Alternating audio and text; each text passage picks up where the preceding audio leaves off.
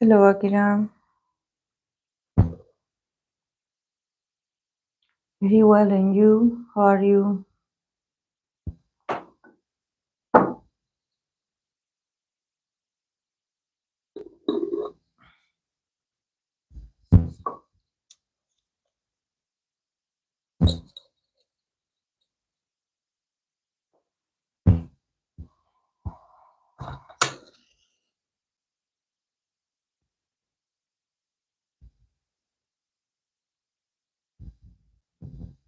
Oh, you're getting allergies? Oh, same.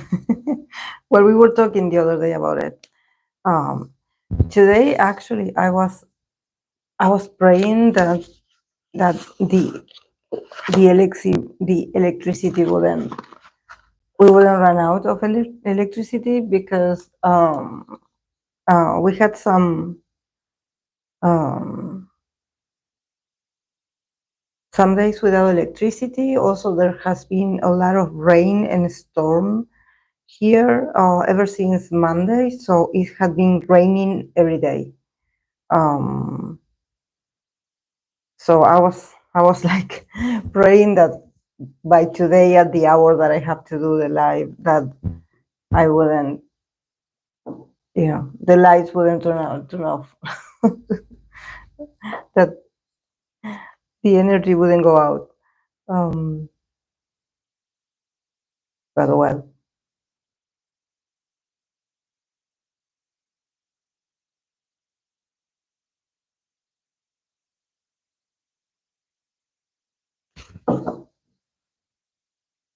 can you hear me correctly? Yeah, right.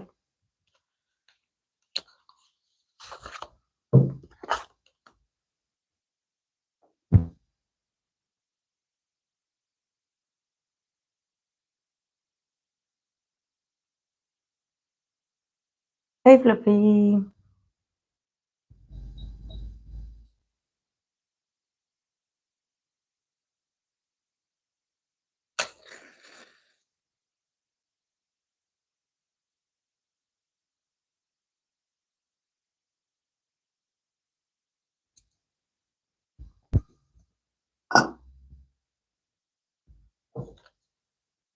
I didn't have any allergies, but since I know you can get allergy for anything at any point in your life, even if you previously hadn't, to that thing in my whole life I was praying I wouldn't. Yeah, I think I developed allergies after I turned 27. Yeah, after I turned 27, I I got allergies all of a sudden. Never had them.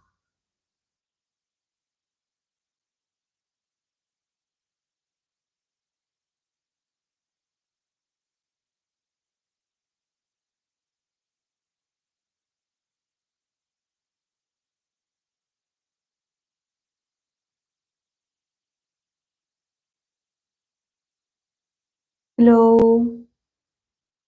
Hello, user 13. Hey, Alt.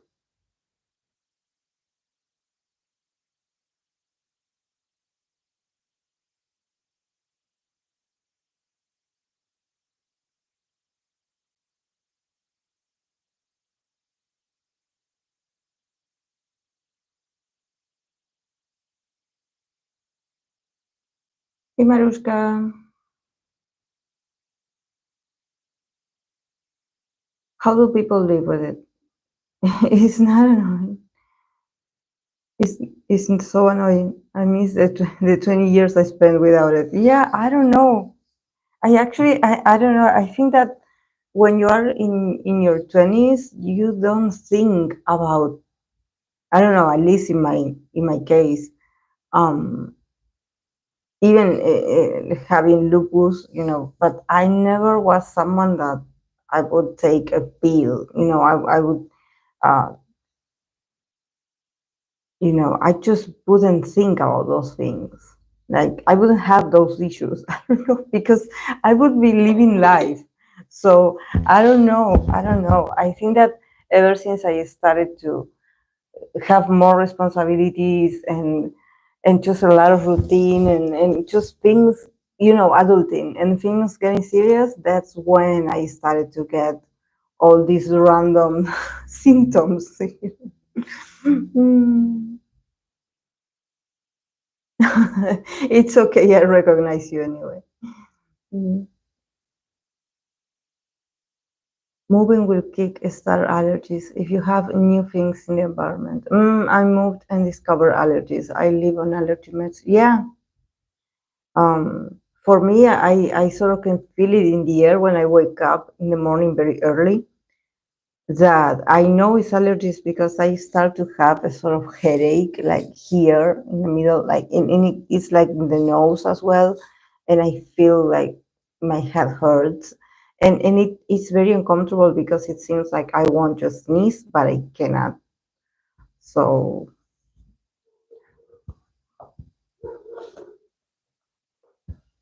and the weather has been crazy here, guys, crazy. Actually, yeah, it's starting to thunder again. There's thunders.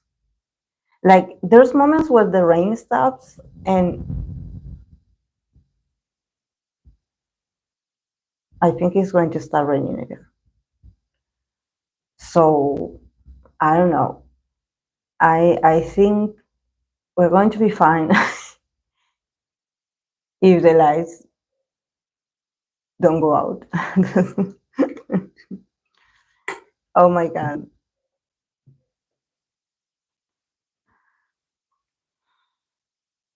I mean, I'm not afraid of thunders, but what I'm is more annoying is floats. Is floats. Is the accumulation of water. We have like a lot of. There have been a lot of floats because there's a lot of rain, a lot of water that accumulates on the streets, and you just cannot go out. You cannot go out, and you have to make sure, for example, here I have to make sure to close the doors, to not let any space between, because then waters like penetrates through the walls. I don't know. It's just crazy, crazy, crazy.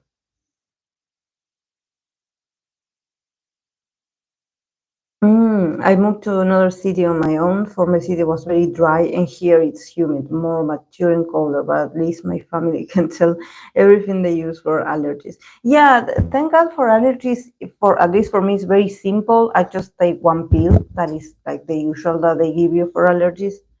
At least it's the one that I have.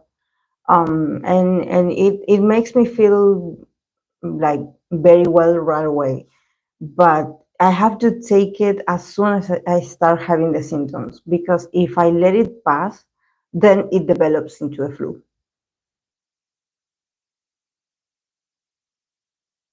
It's starting raining again. I hope it doesn't get very noisy here, guys, because of the ceiling, because they're still working on the ceiling of the second floor. So I hope it doesn't get that loud if it starts raining hard.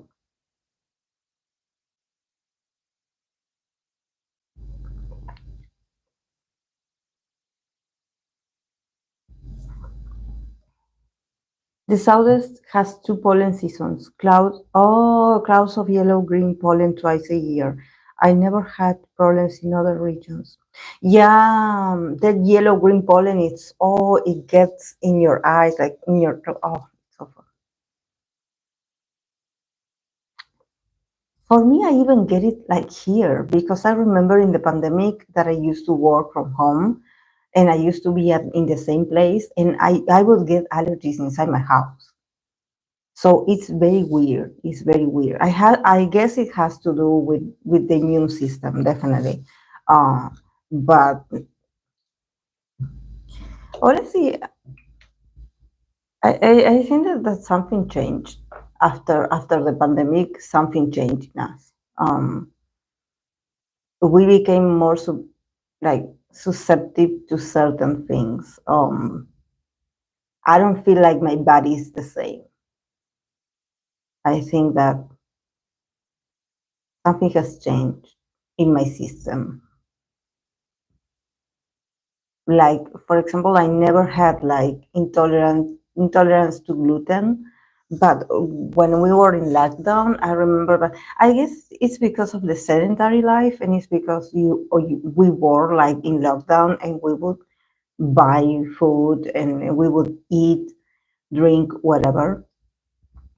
Um, so I think that probably, and also the anxiety of being in lockdown. So I think that maybe that mess up my diet. I guess I never had a diet, but I guess because of my immune system, there's some things that I can eat and it's okay, and there's some others that just is not okay for me. And it was about time for me to find out that there were certain things that it would damage my stomach. Um,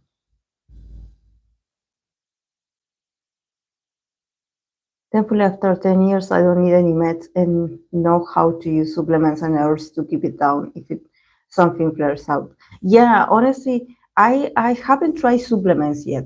I know I should because I'm close to be 40, guys, 40 years old. So I guess I should, but I don't know which one to take. But I usually rely a lot on herbs.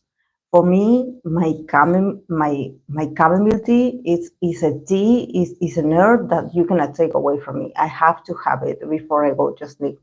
I even had chamomile ever since like I was very young because my mom would give it to me like in like a tea because I would always have like stomach issues when I was a child because I would get very nervous and I wouldn't talk about it. So, I all would go to the stomach. And every time I get upset, I would be like, oh, my tummy hurts or my stomach hurts.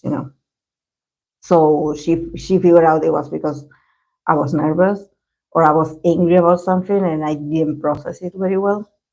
So chamomile is a must for me. Also, when I have mate has yerba mate, that is a herb for the mate, but also I use a blend that it has different herbs. For example, mint. Um, I don't know. I believe the one that I'm having is like a mix, but it also has like um, ginger. It has a lot of properties. We had really poor weather here in the UK. It's just non-stop rain. Oh, yeah. I'm sure you have. Here we had been experiencing it like this week, and even though I was like so over the summer because I cannot stand when it gets so hot, I just feel so bad, like physically I cannot stand. And we have a very humid. If you notice my hair, the way my hair gets is because of the humidity of our weather. This is why my hair gets crazy. It gets all like this. You start like, what happened to her head?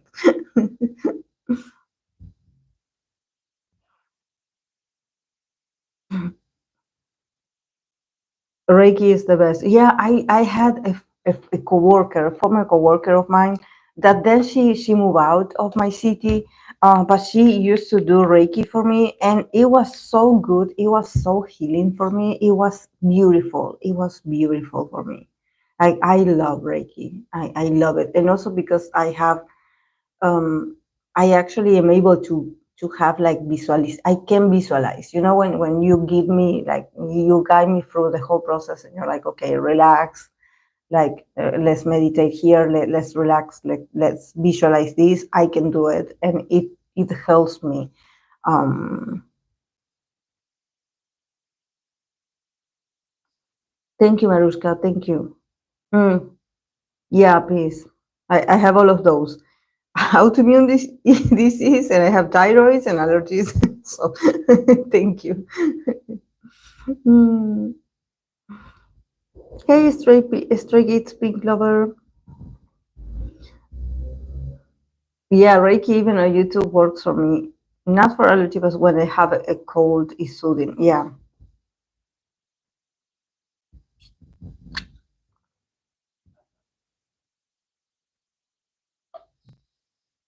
that's why I drink a lot of mate, because mate is for example, if you have mate, it like I mean, yerba mate. The herb that is contains the mate is actually the pure one is very strong. At least for me, it's very strong. I mean, if I have mate, if someone offers mate like this for me to drink, of course I will take it. I will not be that picky and be like, oh no, does it have herbs on it? Like what is it in it? No, if it's yerba mate, I drink it. And there are different brands, but for me, even there's people that drink it without any kind of, sugar, or is like they don't add, you know, they just drink it like this without adding any kind of sugar. Um, and it's a bit, it's a strong. The taste is strong.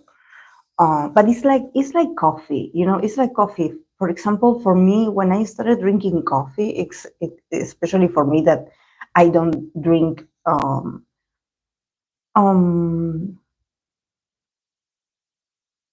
that I don't consume like lactose, I don't consume dairy products, I don't drink milk. So I have to have coffee, black coffee. And then that's it, coffee, just regular coffee. And it's very strong. And when I started drinking it, I remember at first I couldn't take it because it was too strong for me. I was like, how does people drink this? It's so like, oh, so bitter, like so, I don't know how people drink it. But then when you get older, you start to get used to drinking very funny flavors, and you get used to it. And the same is with mate. The same is with mate. Usually, um, when we are young, we don't drink mate. We start drinking mate like in our teenage years, or maybe in our 20s, when we hang out with others, when we socialize. But if the adults in the family, they have it, you're like, no, I don't drink that, because it's not like, oh, it's yummy. No, it's a strong. In my case, I mix it with another herbs, so it does give it a bit of taste, but it's strong.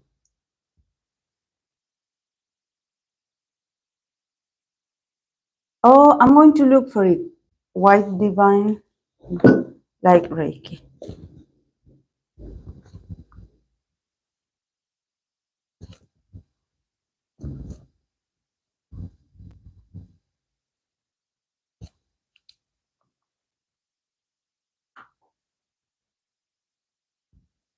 Hello, Janine.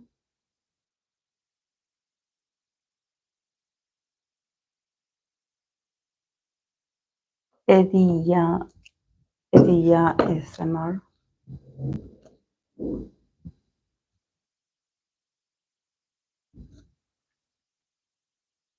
Lactose is not good for me either, but I just had cereal. Oh, black coffee is so bitter. I can't. Yeah.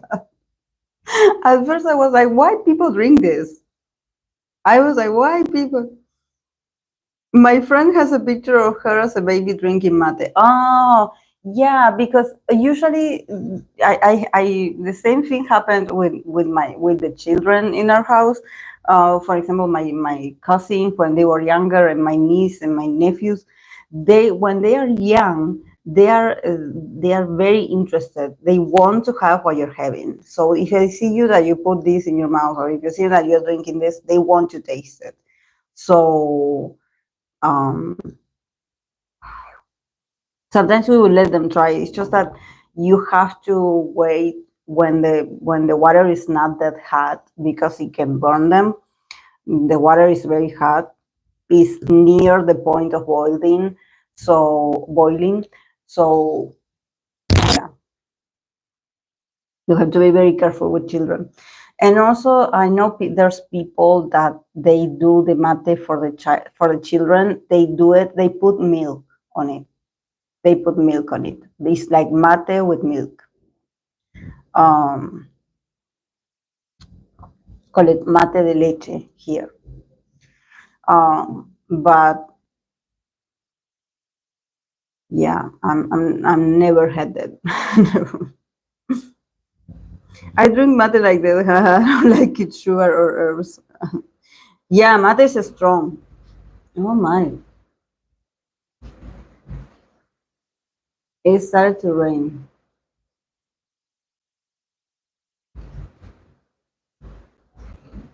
Same with beer. Yeah, with beer. Beer, it's a strong beer as well.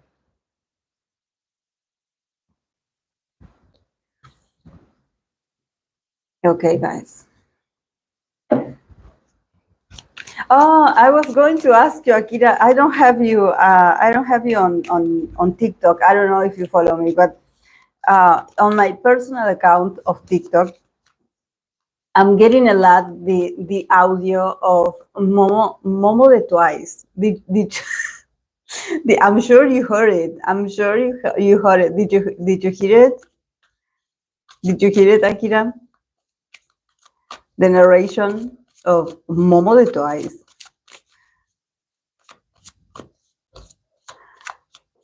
I was laughing because I cannot get that narration out of my mind.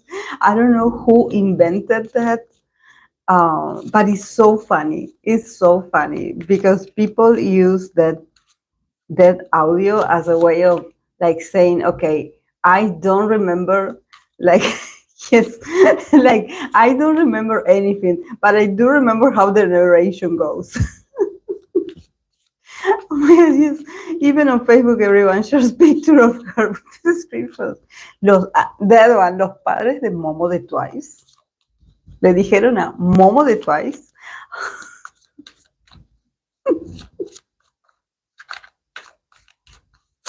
Oh my God. Where did they get that? Like, because I know it's someone that they started like reading, like sort of doing like he was reading something. And then it was made turned into an audio. But was it part of a fanfic or something like that? Even on her Insta post. Oh, I have to go and check that. She saw it. Ah, it is from an influencer who was reading a fanfic. Oh my!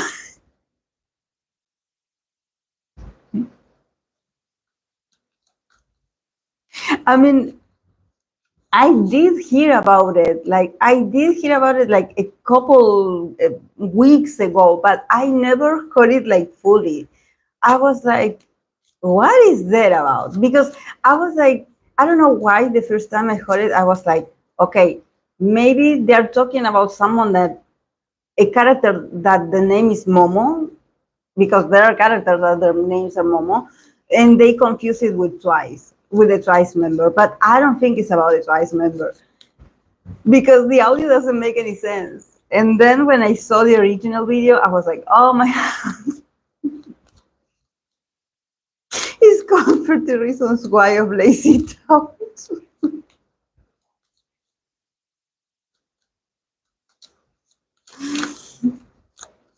Oh my, I cannot get it out of, when you get like a song stuck in your head, well, that video is stuck in my mind.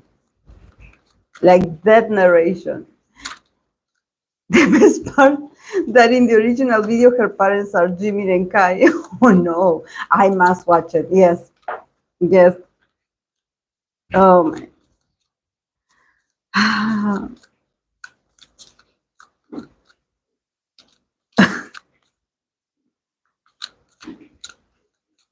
The name, 50 Reasons Why of Lazy Town too.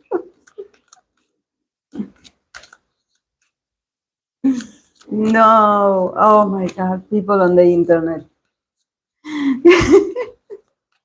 It's hilarious, Fluffy. It's hilarious. I was like, what is that? I at first I didn't get what it was about, so I would just skip it. I would be like, "What is that?" Because I didn't listen to it. Because first, it doesn't make any sense, and second, when you start to sort of like and also people in the comment section, they sort of I read the comments and they helped me understand a bit. So because it's so weird, it's so. Oh no, Stephanie, no, from Lazy Town.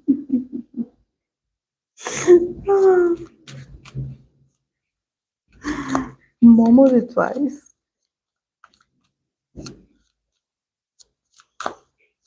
And also I love it the people like sort of putting the translation the subtitles and writing twice as the way we for example we Latin American people we read it twice, not the English, um not the correct like grammar or how the word is written. No, it's twice like the way it's twice.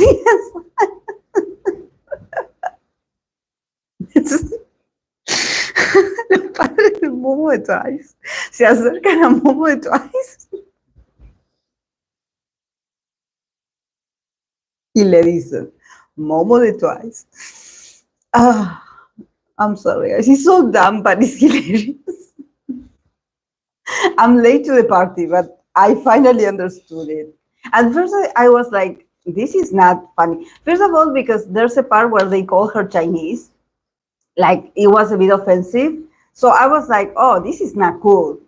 But then I when I saw that there were some fans that also were like laughing at it, I was like, oh, okay, maybe it's fun. Maybe, it's.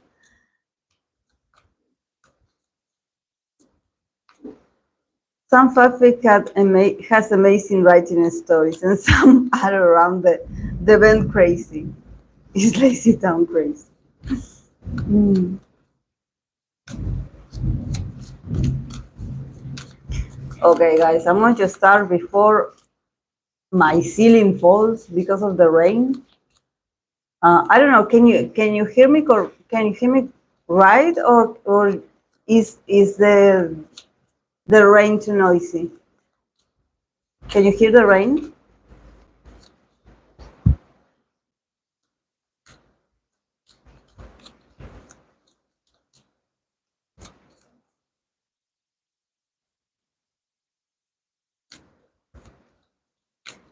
Ah, okay. Thank you. Yeah, because I do hear it.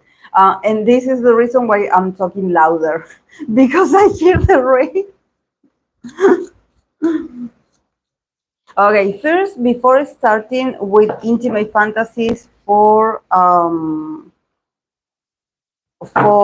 17 members, I'm going to do. I don't know if I done already. I believe I didn't because I did search for it. And I read for some Riize members for 2024, but I didn't read for the group for 2024. And I know that there have been some rumors, a lot of things. It started to make sense because I remember when I read for Emso, he was so like so worried, like so. Um, I'm going to put some cards for the group for 2024, and then I'm going to go to 17. Oh my God, no. Wait.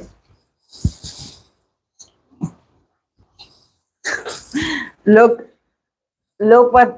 what card. Jump out. There's drama. There's drama.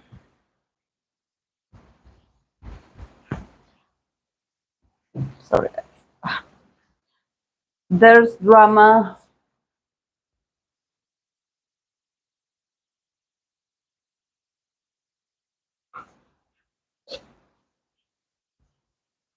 They're missing the joke of the center.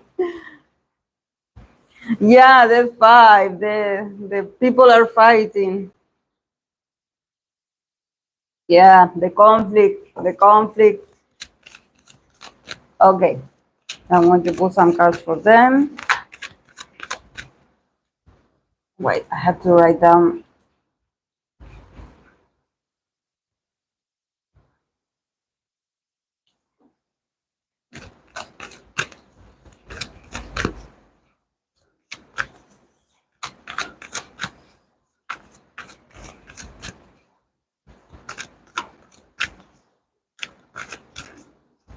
Okay. For Riize for 2024.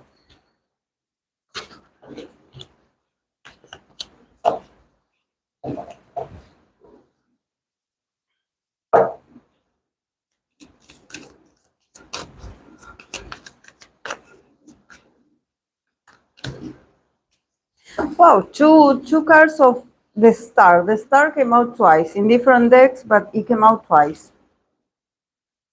So something about this being the destiny, or this being part of their destiny, is like, is weird because, you know, but there's some valuable lessons in here.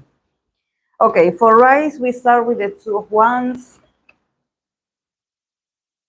King of Wands, Knight of Pentacles, the Star, the Tower, and then from the other Oracle, not the Oracle, this is another deck.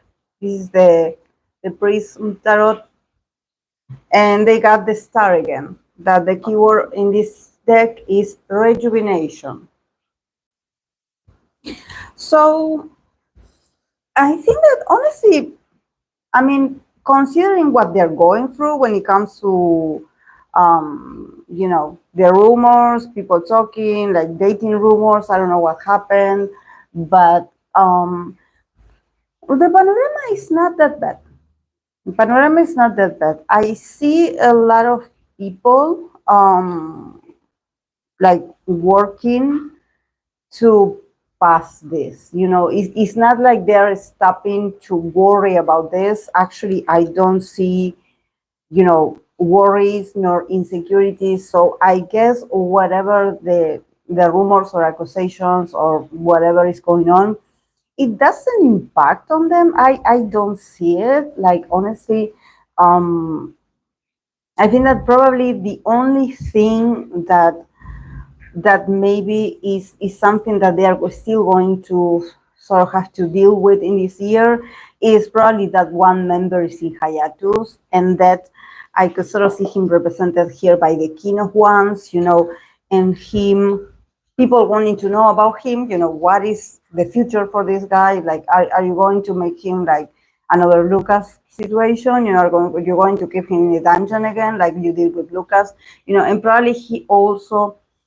is, I believe he is a bit much more active and probably wanting to talk to people and asking them to, you know, can we fix this? Like, is there something I can do? What can I do to not be, you know, he definitely feels a bit much more energetic. And also the audience is also much more insistent in the sense that they want to see him. And he is like that elephant in the room that even though the guys are moving this year to another year of success or another year of stardom, probably if they're going to have a comeback, it's going to pay off, it's going to be successful. I see them being very diligent, you know, with this Knight of Pentacles, is them very focused on their process, on their road, on their work. been very patient, not getting distracted, not getting also emotional um, about, you know, I think that they have like these blindfolds, they are focused on like, let's look at the objective, let's look at what's ahead for us. Let's not concentrate on the distractions, on what's going on. So I see them advancing, putting a lot of effort, a lot of work this year for them. I see them very motivated. Nevertheless, it's going to be slow. I see that they're working on something, but it's going to be slow. Um, I think that honestly,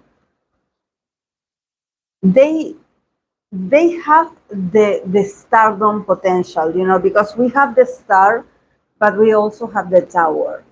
So there's something about them having the potential to be very famous, having the potential to show how professional they are, how everything that they do is very much quality, is very well done. The skills are there, everything.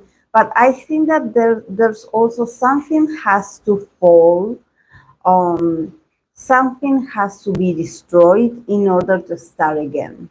I definitely think that there are some things about fame or about the exposition for these guys that this is a very important lesson. Um, they're going to, I don't know if they are going to make an important change or they're going to do something very important for their careers and their image that is going to maybe shock a few people because probably because they are very new in the scene. Probably this is a move that some groups do it um, when they have a lot of years in the industry. But there's something about them being like, don't like don't mess up my moment to shine. Like because they got the star like twice. So there's something about like and like the EXO song, the EXO tempo. They said, "Don't mess up my tempo," like that. Like this is our moment. We are working very hard towards ourselves, like differentiate ourselves, make a name for ourselves, show what we got, show we can show something fresh, something unique, you know um and we just like we need to stop a bit because I think that they have the potential to shine, but I think that the more they shine, the more problems they can have. Like I think that some things are being done on purpose. Some things are being done like some things are being spoiled for them on purpose. And there's something with the star that in here in this card, the keyword is rejuvenation. So see, they have to rejuvenate themselves. They have to um, sort of change the way the popularity, because it's not about the stardom, it's more about popularity. They have to change the way they are transiting this popularity or they are transiting the spotlight, because definitely there could be a lot of darkness coming with this. And also I believe that there's a lot of people that want to sabotage them. I wouldn't be surprised if this is people from other fandoms, honestly. And fandoms very close to the guys. I'm not talking about the other fandoms. I'm talking fandoms that are very close to them. Because I think that Rice has the potential, has that whatever they're going to release, they have the potential to be very good, very good. Also, the guys are very consistent. They are very hardworking. They are feeling, they are getting the rhythm. They are getting also the taste of recognition. Like, okay, we done well, so we have to work harder because we started very well. Even though there's a lot of like, I don't see obstacles. But I do see that the more potential they have to shine, the more like there's always going to be someone trying to knock them out of their podium. It's like you don't deserve number one. Our group deserves number one, not you. So it's like, yeah, we want you to shine, but don't shine as much than the others, you know? Like there's something heavy. And this is why, you know, when the card flew, it was the 5 of Wands. A lot of competition, a lot of competition.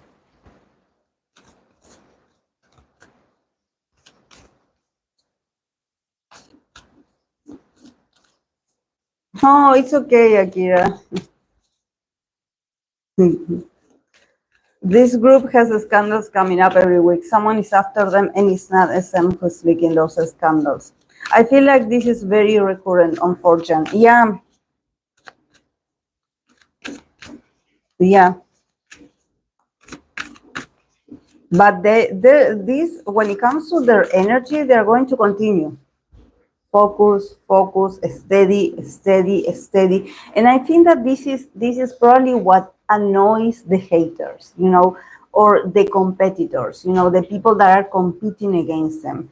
That even though there's a lot of scandals, they still show up. They are professional. Like if they're having a comeback, they are going to also have a great comeback, even while this drama is happening. So the guys are very hardworking, are very hardworking. They are not going to give up. They are not going to give up. They are very mature. Also, I'm sorry, the guys, sorry, the cars want to jump out today. I don't know, they're feeling crazy.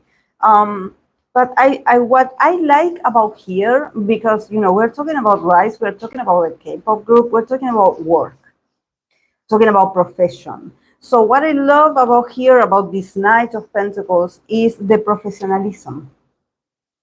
It's like, I get it. I'm not getting emotional about it. I'm not getting crazy. Like, I'm trying to stay rational in this. I will work harder the next time.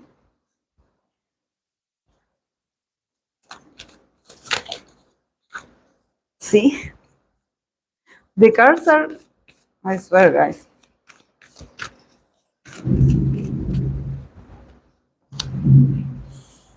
Yeah, yeah,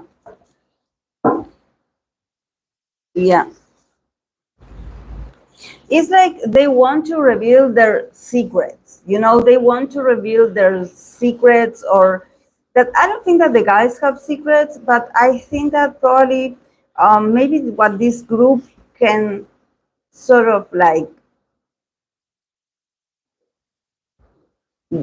do something different, in the sense of like, you know, don't give them the satisfaction to react. Just keep doing what you're doing, and that's it. You know, I think that definitely they can show them that, you know, okay, I'm doing my job. Like, you can hate it, you can talk about me, but I'm still working. So, you know, it's a different way. And I sort of see it, you know, I see it in the way they are not freaking out. They are not obsessing over, okay, what is being said about me? You know, oh my God, I feel so bad. I feel so ashamed. Oh, I feel so, no. Why, guys, that my window opened? What?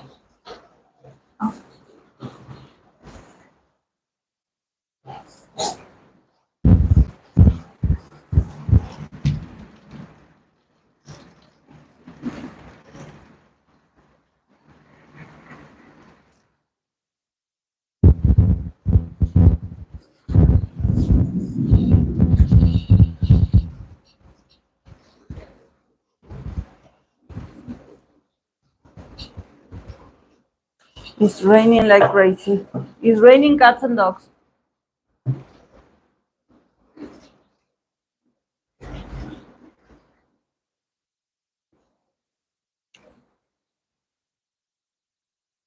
I saw some time ago that there was an investigation on other agencies starting rumors about groups that are competition to the ones they manage and blaming haters on the internet. Yeah. So anyways, their names get dirty and people stop dropping.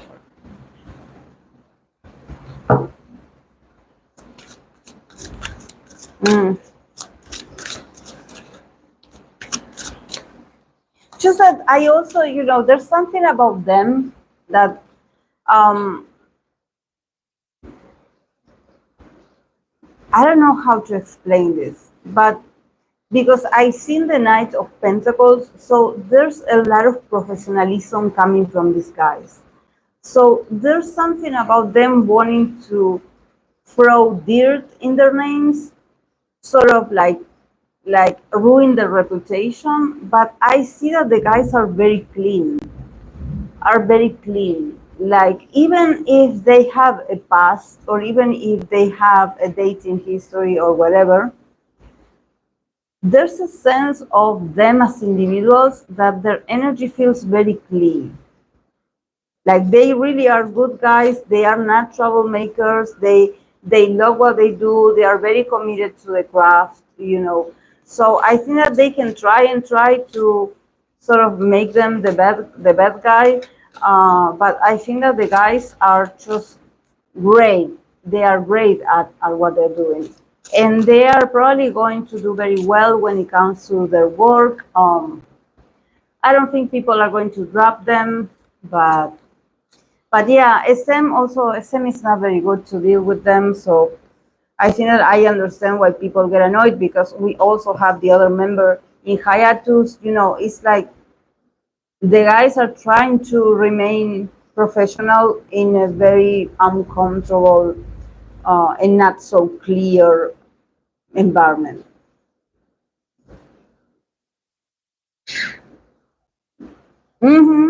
I think netizens fans want not that Anton's girlfriend is white from New Jersey. I saw maybe I believe she's Asian. And also, I think I saw a screenshot on TikTok of her explaining the situation and also sharing different pictures of that same day with the group of friends. And her explaining that she is not his girlfriend. Like they are friends and they are part of a group of friends and they have been friends for a long time. So,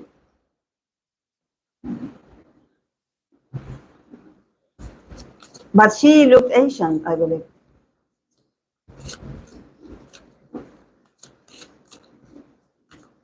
I saw somebody's girls wanting to expose all their dating lives, mostly because they're mixed.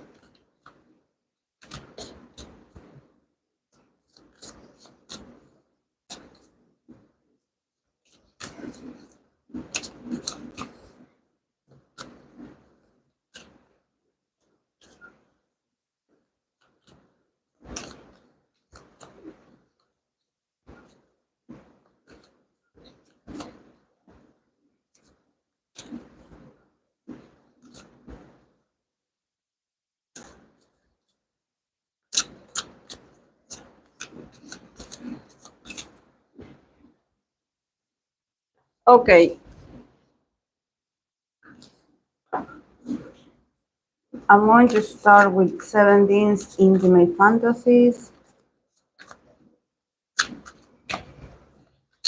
Okay.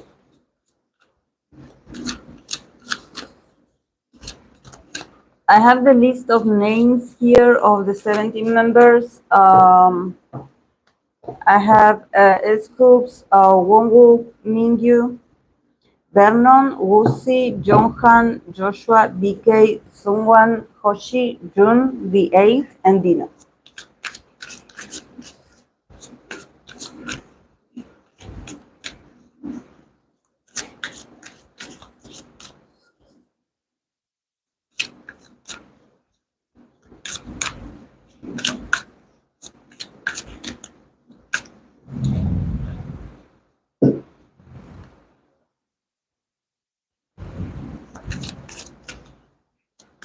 Also, guys, if you notice, if my mic runs out of battery, please let me know with the emoji of a red flag So I know that I'm talking and this is not working.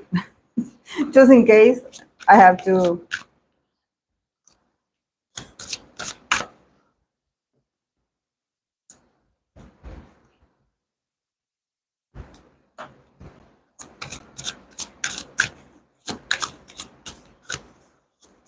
Yeah, it's nonsense. Okay, I'm going to start with S. Schools, his intimate fantasies.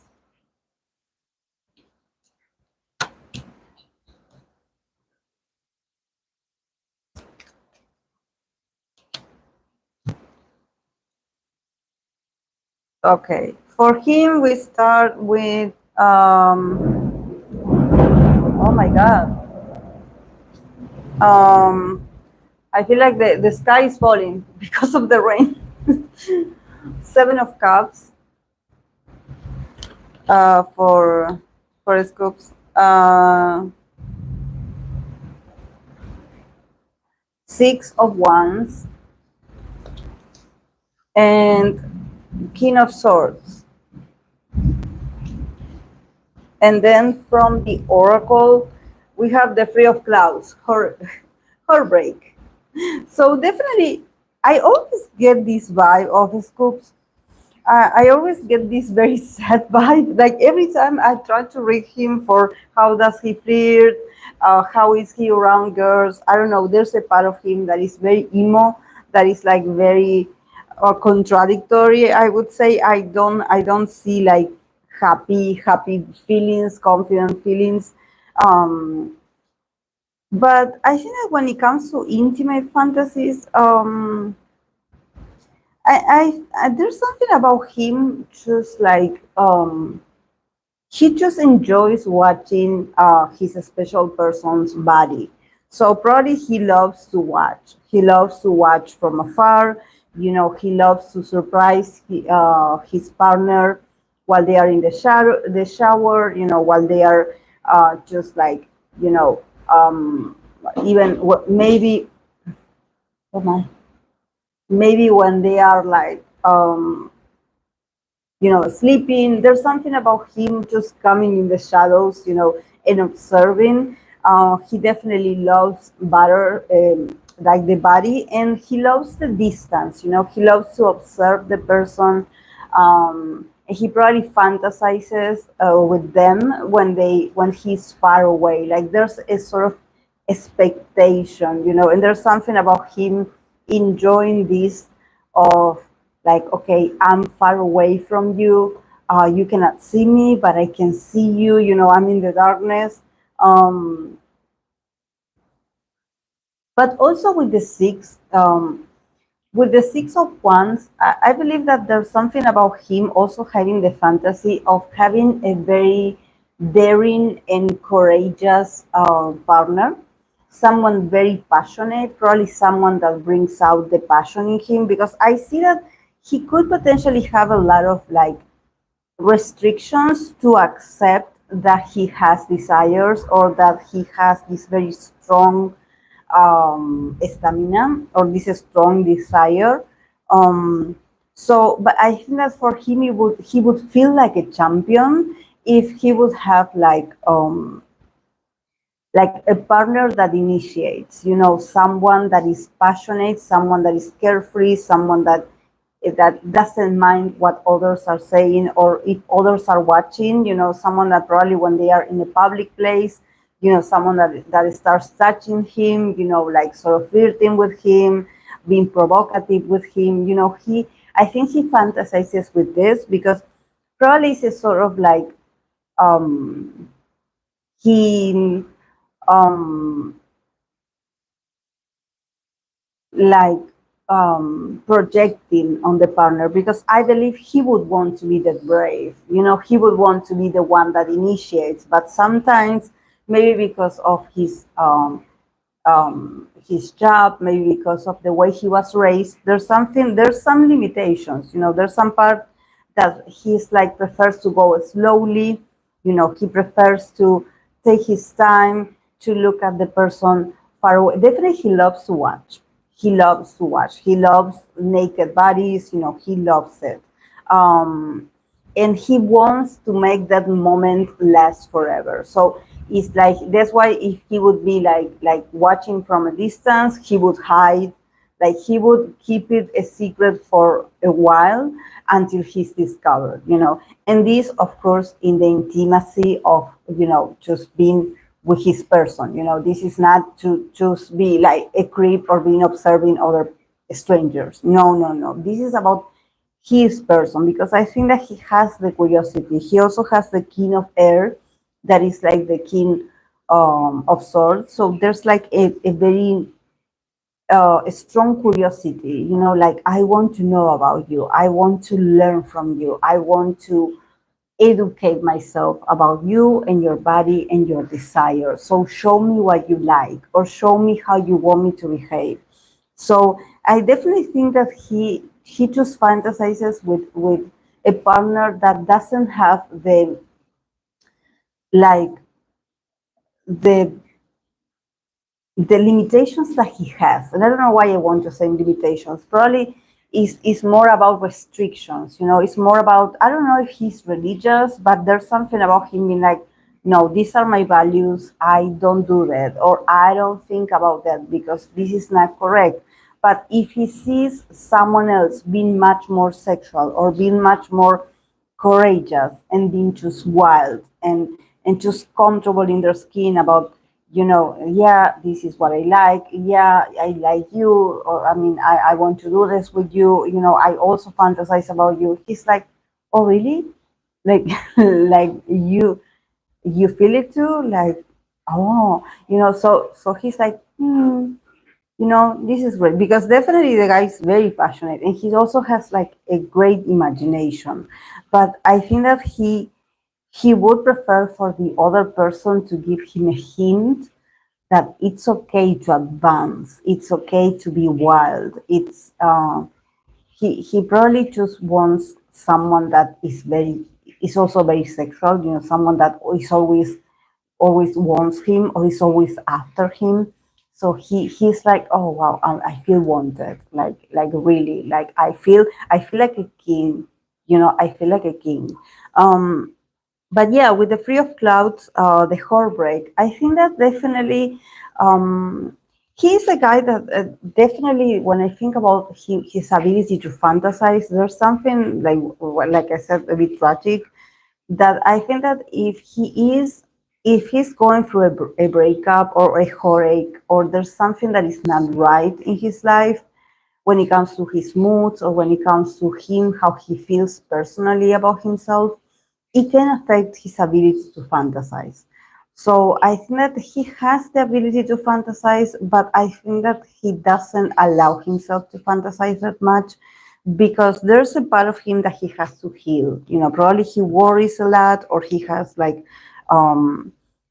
he has maybe insecurities, or he just, I don't know, feels like he's not good enough. So I don't see him like, being like owning his fantasies and just like being like, oh yeah, I feel strongly about this. I like sex. No, he's like, oh, I prefer that this idea comes from an outsider or comes from someone else, or like, oh yeah, I'm sexy or I'm sexual because it's my job.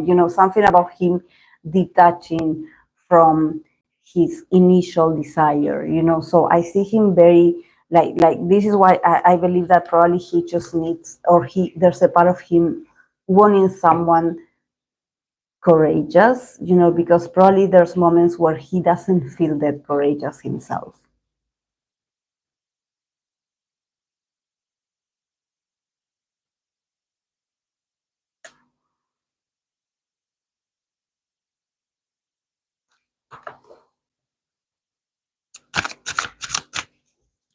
Okay, Wongu.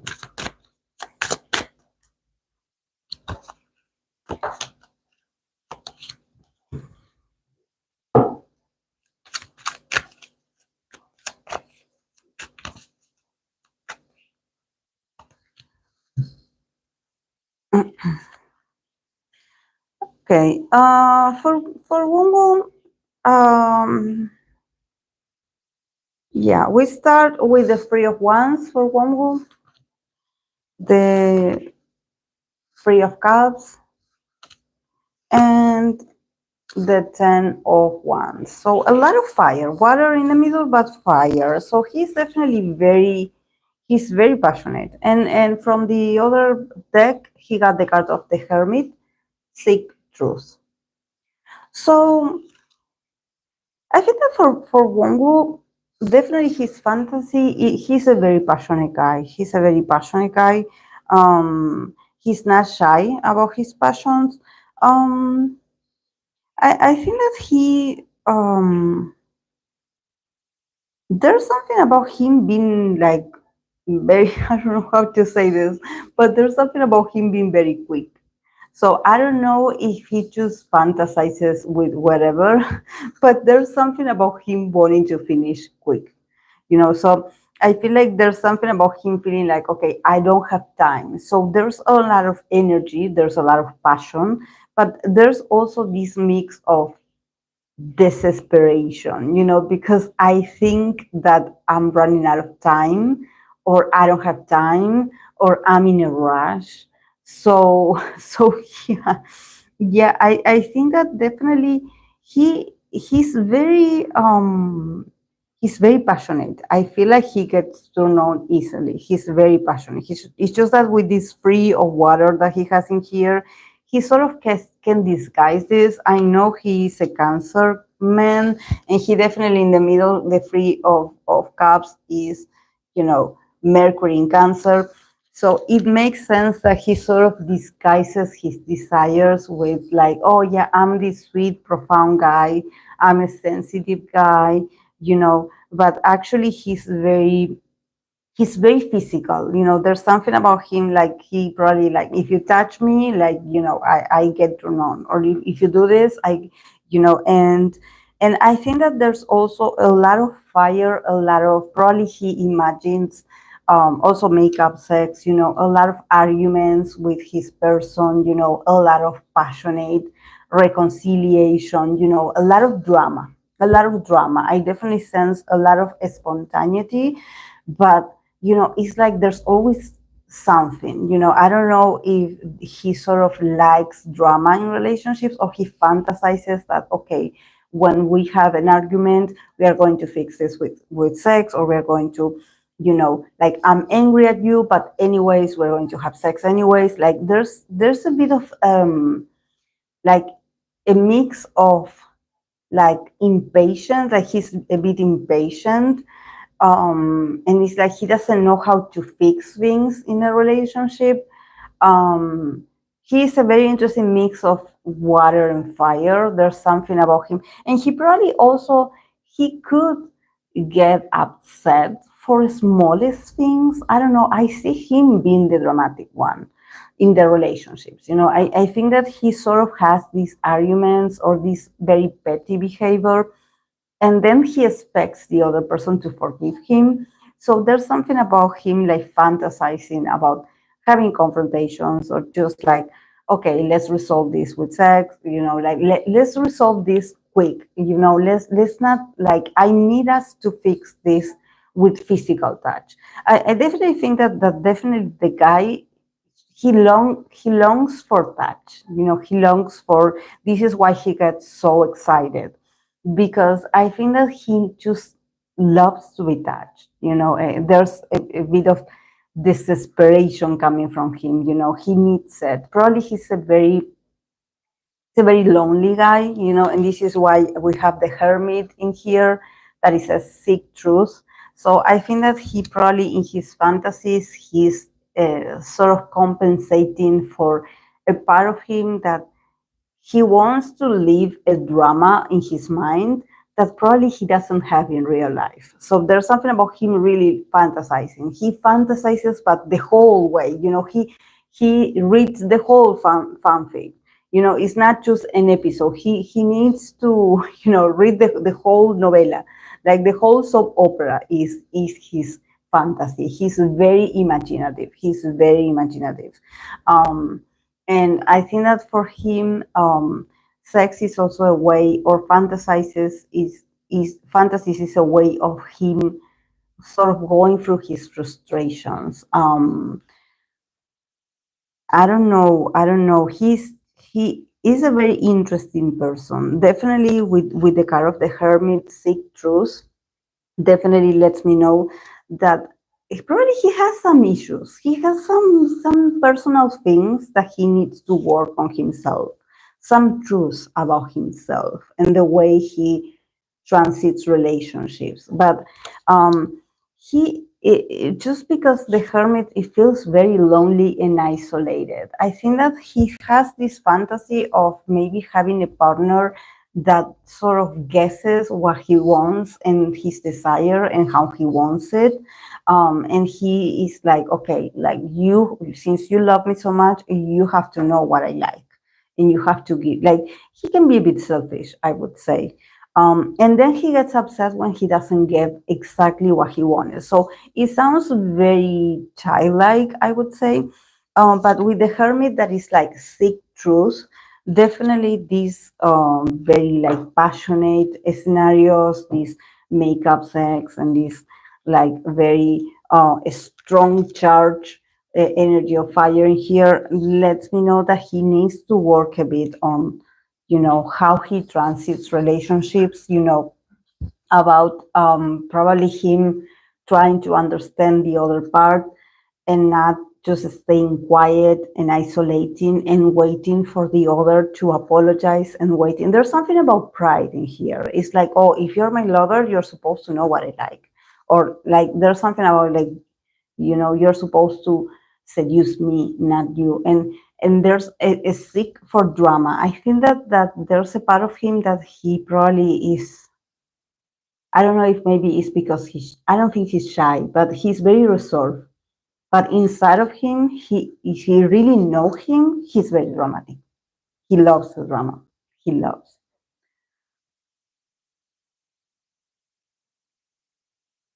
He loves the drama. And he's very complex. He's very complex because I think that if you want to make things up with him, he sort of hides in his shell and he doesn't talk to you. So he is a complex guy. He is a complex guy, definitely.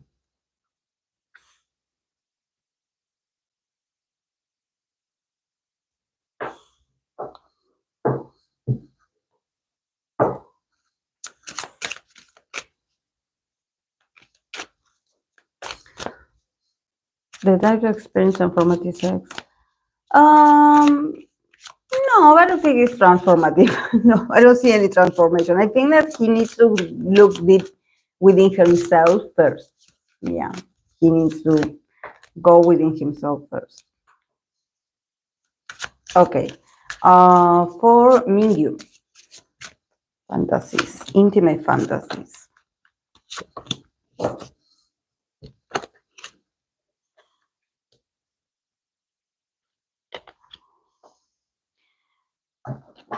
Yeah, all about him being the star. His fantasies is to be like, probably he loves to show his body. Like he got the sun card, so definitely the guy is, he loves his body and he loves to show it. Like he probably loves to go around naked or something like that. He just loves his body very much, and he just loves to be in the wild. To be like, free. Um, yeah. He's very emotional, nevertheless. Even though he's an Aries and he got an Aries card, he's very emotional. Well, we start with the sun. Um, then we have the Eight of Cups, and Two of Wands. Two of Wands, that is Mars in Aries. And then from the other deck, for Mingyu, we have the Nine of Raindrops or Nine of Cups, that is emotional stability. So I think that, yeah, he is a mix. He's a very interesting mix of his fantasy is to show himself. There's something about him thinking that fantasies and sex is all about like him reconnecting with his true self.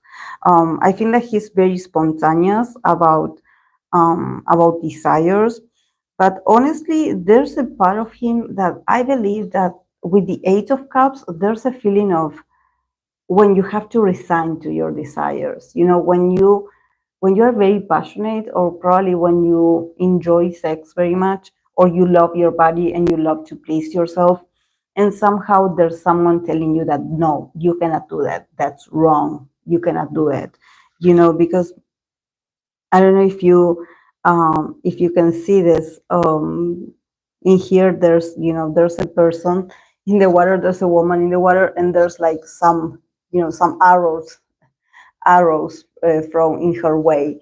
It's like, stop it, don't do that, that's not right, that's not civil, that's not decent. Decent people doesn't do that. And I don't know why, I feel like he just loves to show himself. There's something about him loving his body, he probably loving the way he looks.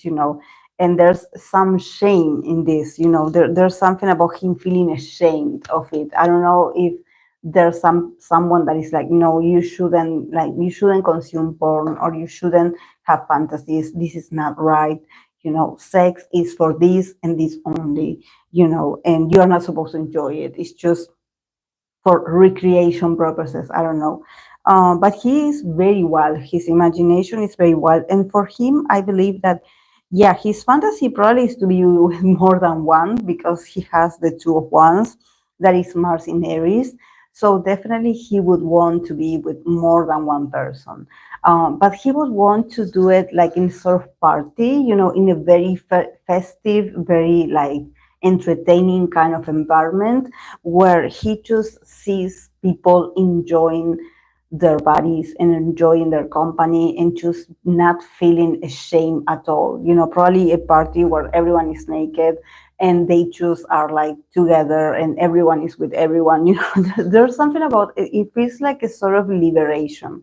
Definitely, this feels like a real fantasy. I think that he probably doesn't know a place like this, but in his fantasy is like, I don't know why I get the vibe that he has this crazy fantasy of, I don't know, people just having crazy sex parties, or orgies, and him being like someone naive, as if he was coming from a town where people don't do that, and he's like, oh, but I heard that people from the capital or people from this region, they do that, and they have like a crazy system. And in his fantasy, he believes that there's like uh, a secret society where people gather to sort of like let their fantasies loose. And he's like, my fantasy is to go to those parties. My fantasy is to go. And I don't think he would do much. I think he wants to just watch. He just, he has like a huge admiration to seeing people enjoying themselves, or seeing people just enjoying sex and enjoying their bodies. And there's something about them being just naked and just walking around, and he'd be like, wow, I love that. I love that. I want to do that too. I want to go naked, everyone, like, and not be thinking like, oh, this is not correct. Like, the sort of being in the wild. I don't know. But yeah, with the Nine of Cups, like emotional stability, definitely, I think that for him, like having fantasies, or probably just thinking about sex, for him, it makes him feel very happy emotionally. Like for him, great sex or a great fantasy, or him just pleasuring himself, is like, okay, it makes me feel good. Like I feel so rejuvenated after. Like I feel like I'm in a great mood. Like for him, it's like sex is necessary for his emotional stability. He sort of associates like, his need for comfort in a relationship, or maybe his need to be in a good place with someone that he really likes.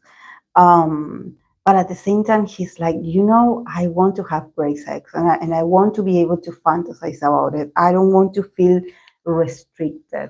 I don't want to feel like, oh, you shouldn't be like this. You shouldn't think about those things. That's not okay. And he's like, but I have desires. I'm a man. This is why he has Mars in Aries, because there's this very Aries part of him being very authentic, and this is why he gets all these cars. The sun is also a very bright person, a very naive, I would say, even a person that that he's like, you know, I want to be naked running around, like, and I want to see you naked, and we can trust each other that this is great, and I love your body, and I love to look at you, and I want you to look at me, and I think that this is like the sexiest thing, you know. It's not that um for him it's like, okay, the more we like each other, the more we should see each other naked. There's something, I don't know, maybe when he was young, you know, I don't know if maybe his parents were like, no, you shouldn't go around, you know, naked and showing your private parts, you know. There's a lot of restriction coming for him, you know. It's like, no, you shouldn't do those things are dirty.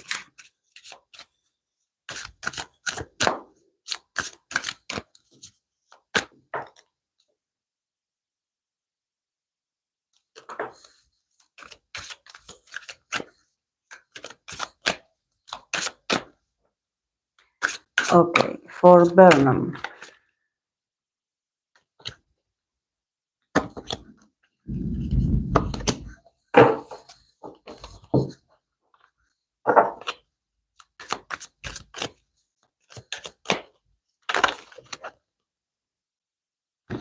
Two cards.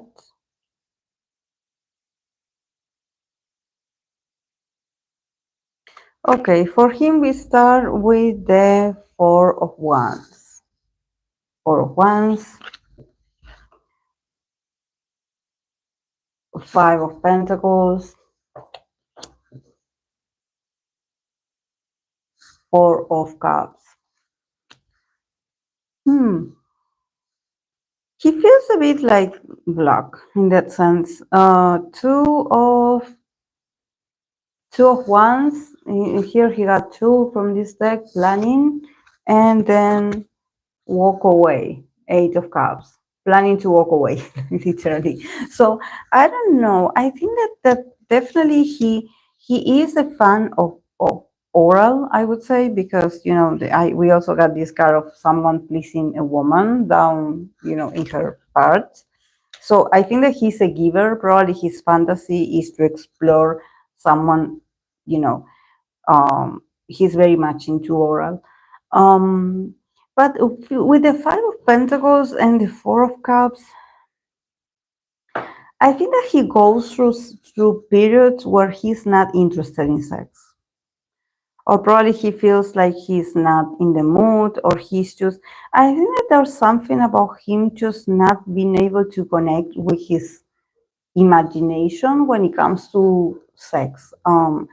There's something about him just, probably the closest for him is to be in a position where he satisfies his special someone.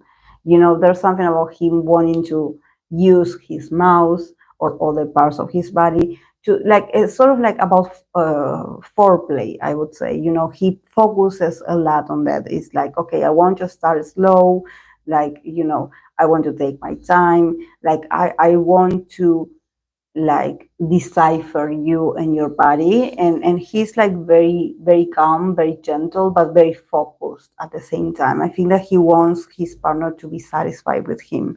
This is why I see him in this sort of, like, I see him like on his knees, you know, like in there, like very focused, like working to please his partner, you know, and probably he just enjoys to see their body react. You know, he's very observant. You know, I think that there's something about him that probably is the part that is most passionate, that he's curious about the person that he likes. He's very curious about their body and how their body works when they are, like, having an orgasm, or when they are reaching the climax. You know, there's something about him, like, I want to see this, you know, I want to take my time and I want to see this. And he just, like, he feels very happy. He feels like, you know, like, I want to celebrate that I am it's not about, like, being like, oh, I'm a great lover, you know. It's not about that. But I think that he is just very passionate about this, about just knowing that he can please the person that he loves.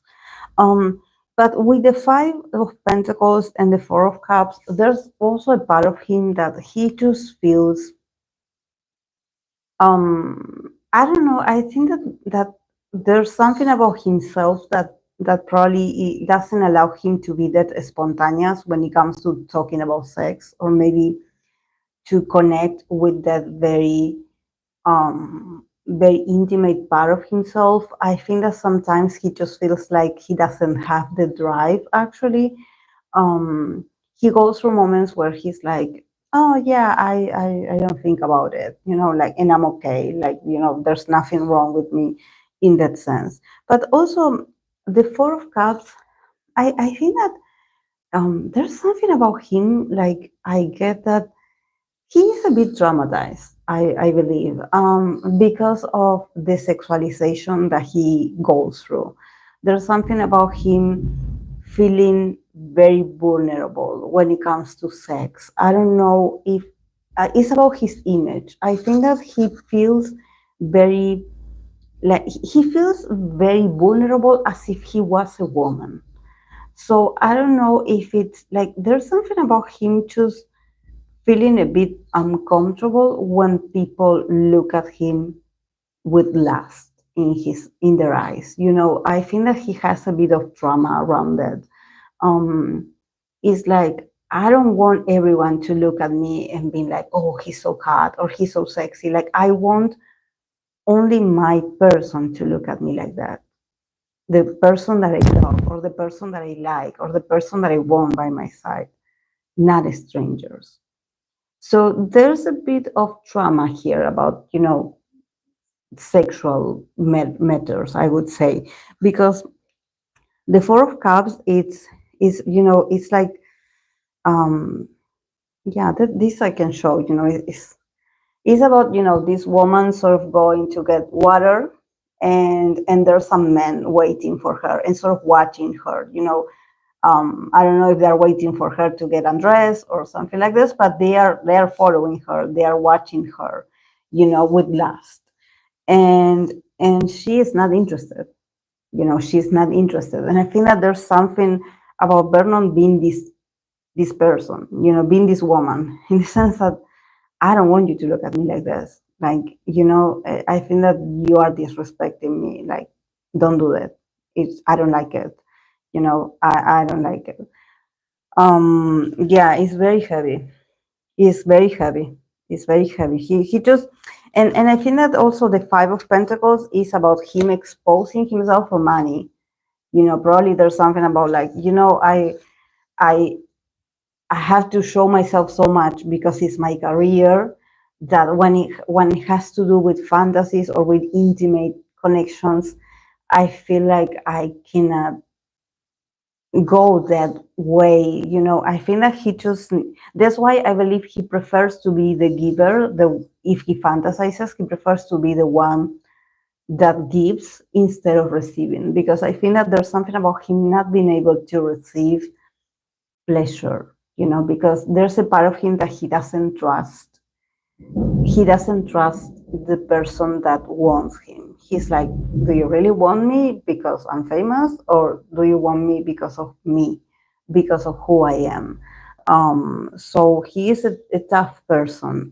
Definitely is very heavy, the reading, and also, with the card of planning, definitely, probably, I think that there's probably, he, from time to time, he sort of tries to, get inspired to have more fantasies. Maybe he's like, today I'm going to do this. Today I'm planning to, I don't know, to have my fantasies, or to think about my fantasies, and to pleasure myself. Today is going to be the day. And then he starts, like, he gets to a very emotional place, and he gets distracted, and he just stops. He walks away. He walks away. It's like, no, today I'm not in the mood. Today I don't. No, I think that definitely there's a part of him that he needs to release, because, sex is liberating sometimes. But I think that for him, he definitely needs, like, a very reassuring and loving and therapeutic connection with someone that can understand him and can understand how his psyche works, because he does have some boundaries. He does have some heavy parts, about he has some troubles about him being wanted. It's like he gets like don't look at me like that. I don't like it. I don't like it.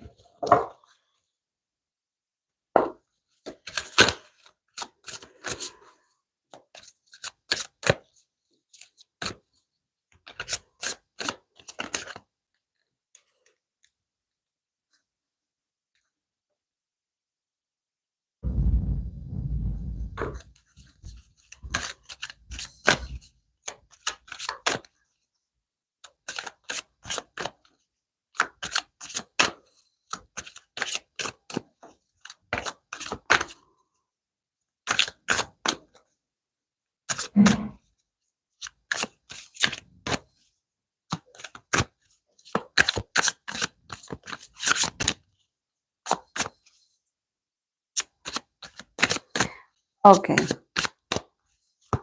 now for Gucci. His intimate fantasies for Gucci. We got the high priestess, the nun looking at herself in the mirror. So he's very secretive. He's very secretive about his desires. Definitely, very secretive. Is Gucci a Scorpio or is a Sagittarius? Because I never know with this guy. Yeah. We start, yeah, very emotional. We start with um, the two of cups, um, the high priestess, and the queen of swords.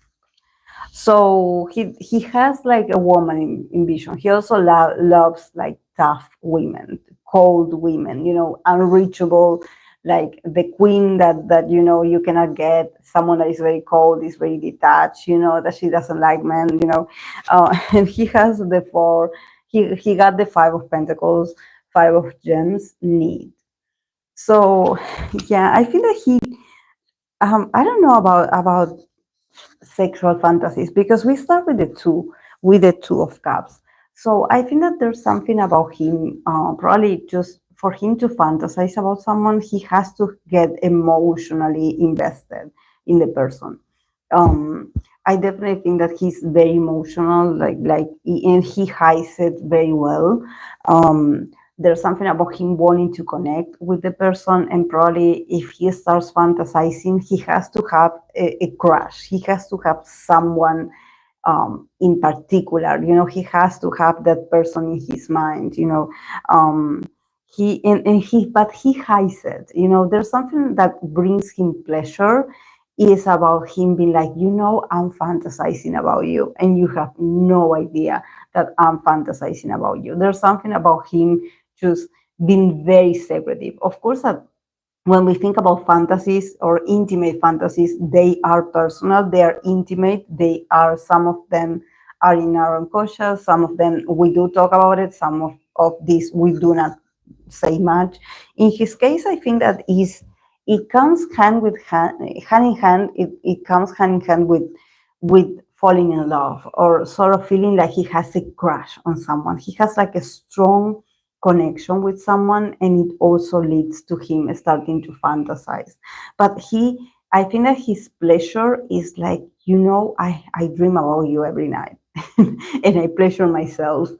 I pleasure myself thinking about you, and you have no idea because you think that I'm a saint, and also if you see the high priestess in this deck is an so there's something about him sort of having this role of, it's not that he's like, oh, I'm an angel and I would never, but there's something about like, you have no idea that I have this kinky side, or that I fantasize about you, and that I actually like, I pleasure myself. I don't know, I have your picture, or I have, but he has to have that person in mind. For him, it's very personal. It's not about him just watching, something, some content, and be like, okay, yeah, like this is hard. No, he has to be someone close to his heart. So it's very emotional. It's very attached.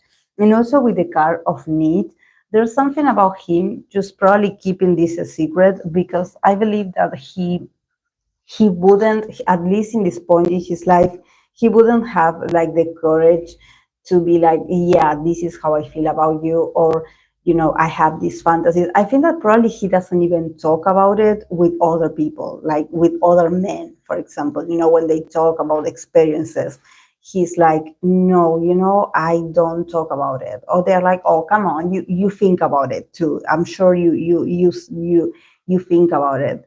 And he's like, no, no, I don't. I don't. There's something about him feeling a bit like he's not good enough, or um, that he craves, like something is missing in him, that he's like, I'm not good enough for that person. So since I'm not good enough, and I feel like I don't have what it takes to go and confront this person with my feelings, I just keep it to myself. The high priestess is like, I my fantasy is that I fantasize about you, and I have you on my mind, and you have no idea. You have no idea that is you, and that I probably do it every night. That there's something very. It's not about being intense, but I think that is very is like a very overwhelming feeling of like, I'm in love, and I also like, I feel this strong desire for you, but I keep it to myself. I keep it hidden. I don't show it to you.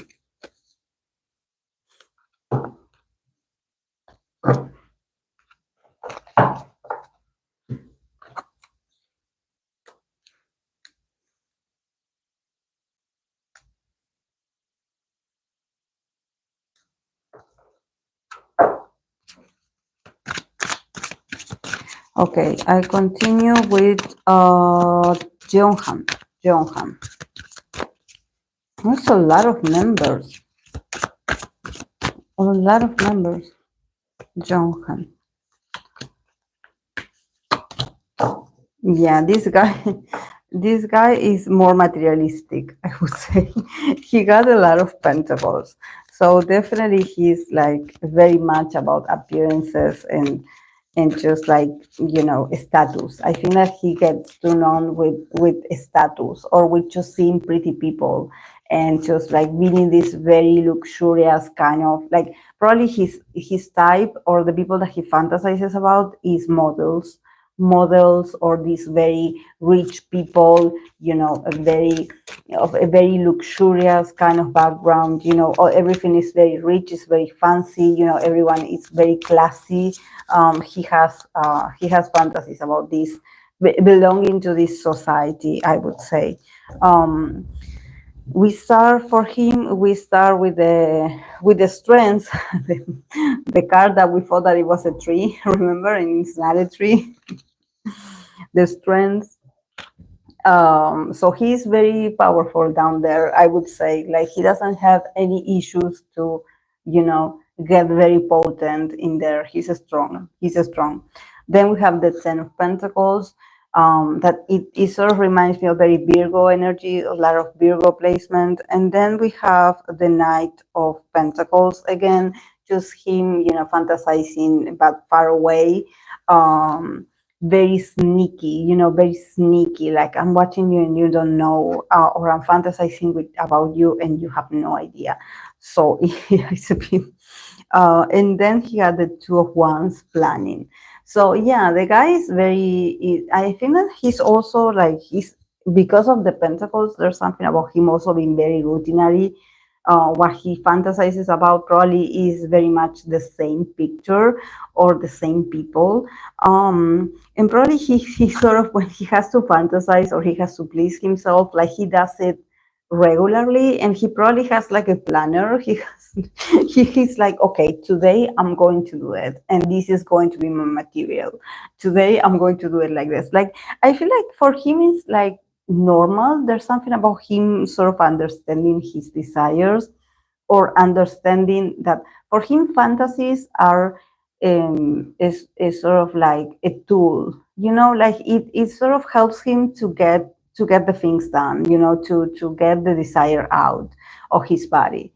to pleasure himself, um, to satisfy himself. He's very rational about it. I don't see any specific person, but I see that he's a very passionate guy, and probably he takes care of his sexual needs. It's like even if he has to do it by himself, he's like, okay, I'm going to do it. Today is going to be the day, and then next week, and then he's very methodic, very organized about this. I don't know why I get with the kind of planning, so it's not that big of a deal for him. It's very natural for him. It's like, yeah, my body, I'm a man. It works. It works very well. He's a bit of he has like a clock or something like that. He's like, oh, okay, tonight. Today is the day. But he doesn't act like, oh my God, like what is this that I'm feeling? No, he's very he can control it. There's something about him being able to control it whenever he can. It's like, okay, today I have to do this. It's like running an errand. It's like that. It's just very practical. But for him, I believe that he's like, this is good for my health. This is good for me. I actually this is part of what I do. Just like I take care of different parts of my body, taking care of my needs and just like releasing my frustrations, it also is very healing.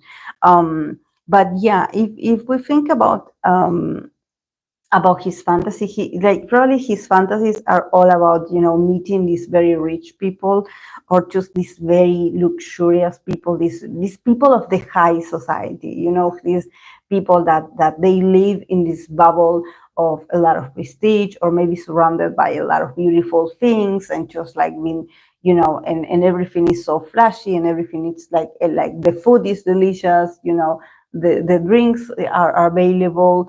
There's a lot of just a lot of there's a lot of available, there's a lot of richness. And I think that there's something also about him being a bit snob. I don't know. I know he's a Libra, but I think it's not just about beauty. I think that it's about the status. He just loves to hang out with the pretty people. Or probably he loves to be welcome to these very like luxurious places, where not everyone gets the access to this. I think that he finds that hot. He's like, wow, I'm hanging out with the cool people in here, or I'm hanging out with the people that has a status. And I think that also when I think about this, it's not just like, oh, I'm hanging out with just rich people. For him, it's more about you know how sometimes there's different kinds of wealth people, like rich people. People usually they run in circles that are very private, and they usually don't don't show off that much about what they possess. They actually are very modest about the way they dress, or what they buy and what they consume. So he's like, I want to be part of that society. Like, I find it hard to be with that people, with that people that, that they are just secure, that that they are wealthy. Like, they are just spending the day drinking some tea, reading a book, and there's not a worry in their minds. They're just being beautiful, young, and successful, and that's it. So I think that he finds that very hard, very attractive, very attractive. He's like, I want that life. Like, in that life, I would, like, probably he gets like, he gets turned on by the idea of being rich. Like he just loves that very slow and steady lifestyle, where you don't have to worry about the bills, and you don't have to worry about, like, I have to be there on time, I have to do my job. No, it's like these people are from another world. They don't worry about the deadlines. They don't worry about projects and getting to the work on time and the schedules. No, they just there, living their lives, and he fantasizes about this, about living the careless, like responsibility free, slow life.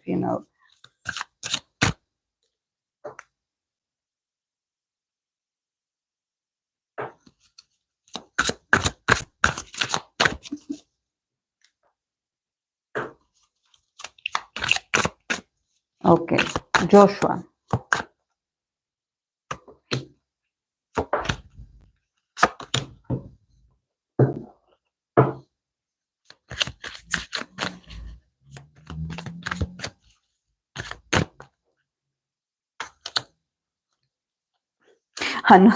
Another one that thinks about wealth. He had the king of pentacles, wealth. So literally for him is a status. It's like, let me be successful, let me enjoy the money, and then I can fantasize all you want. Like, he wants wealth. But yeah, from these cards we start with the Eight of Swords, the Empress, and the nine of Pentacles.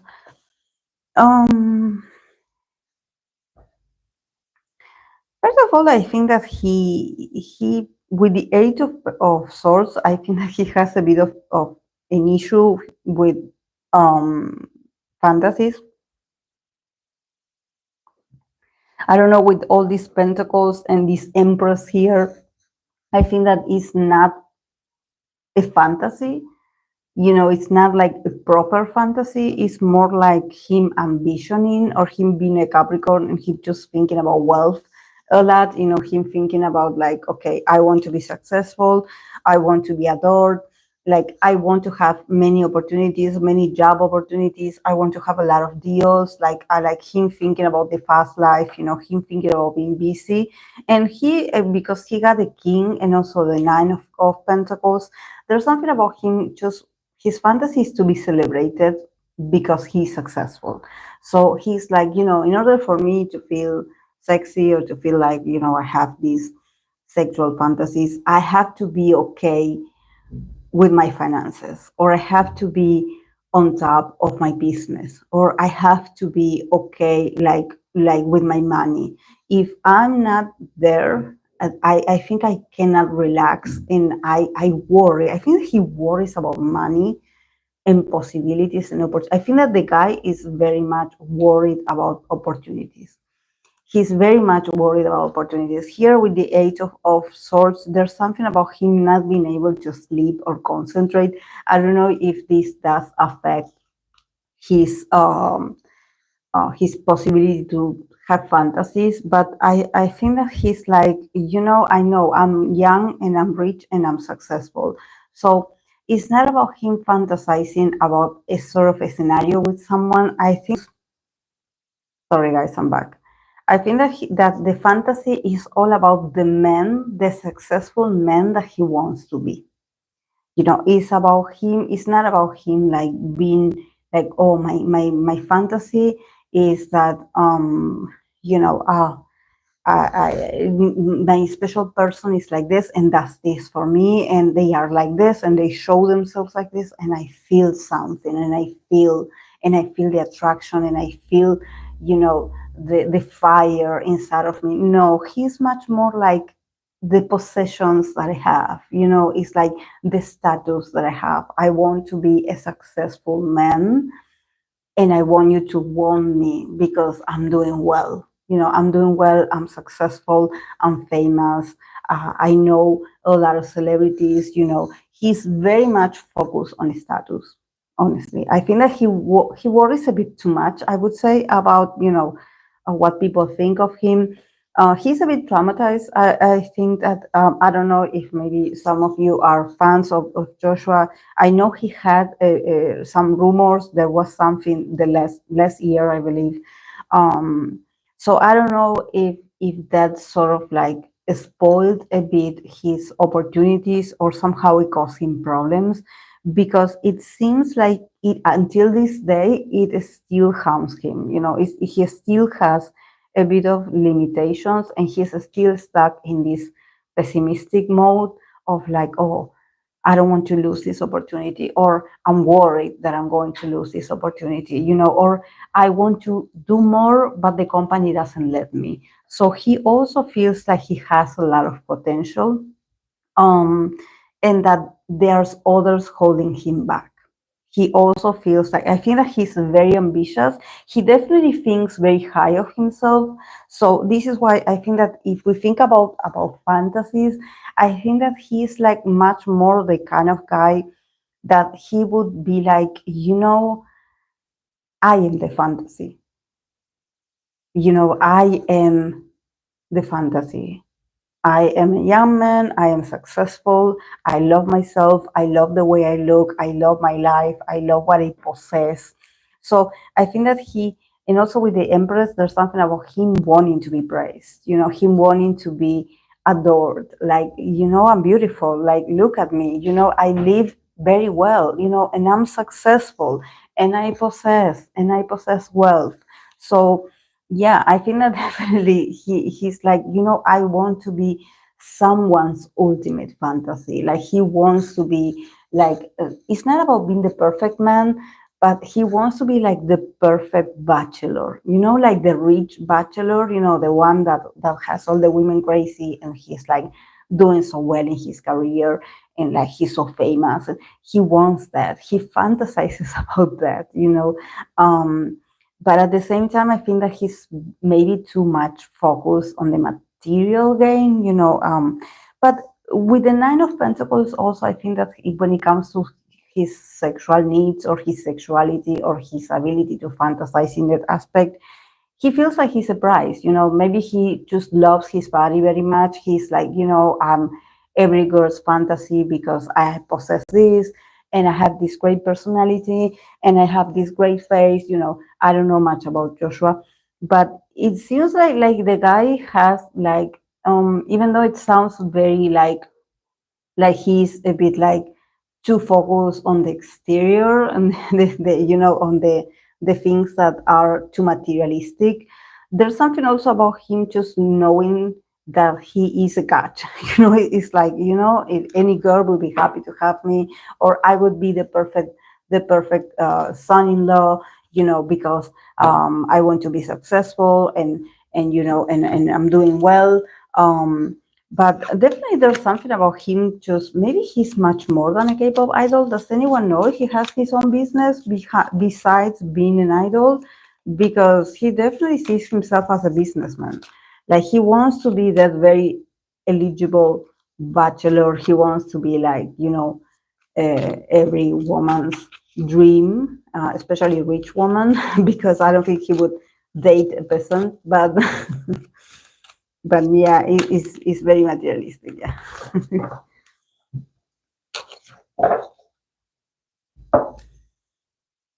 Dick.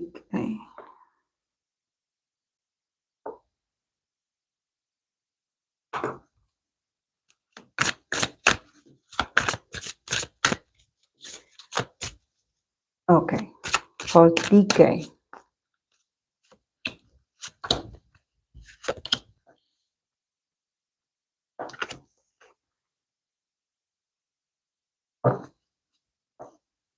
Another one that DK, he has a lot of pentacles. So another one that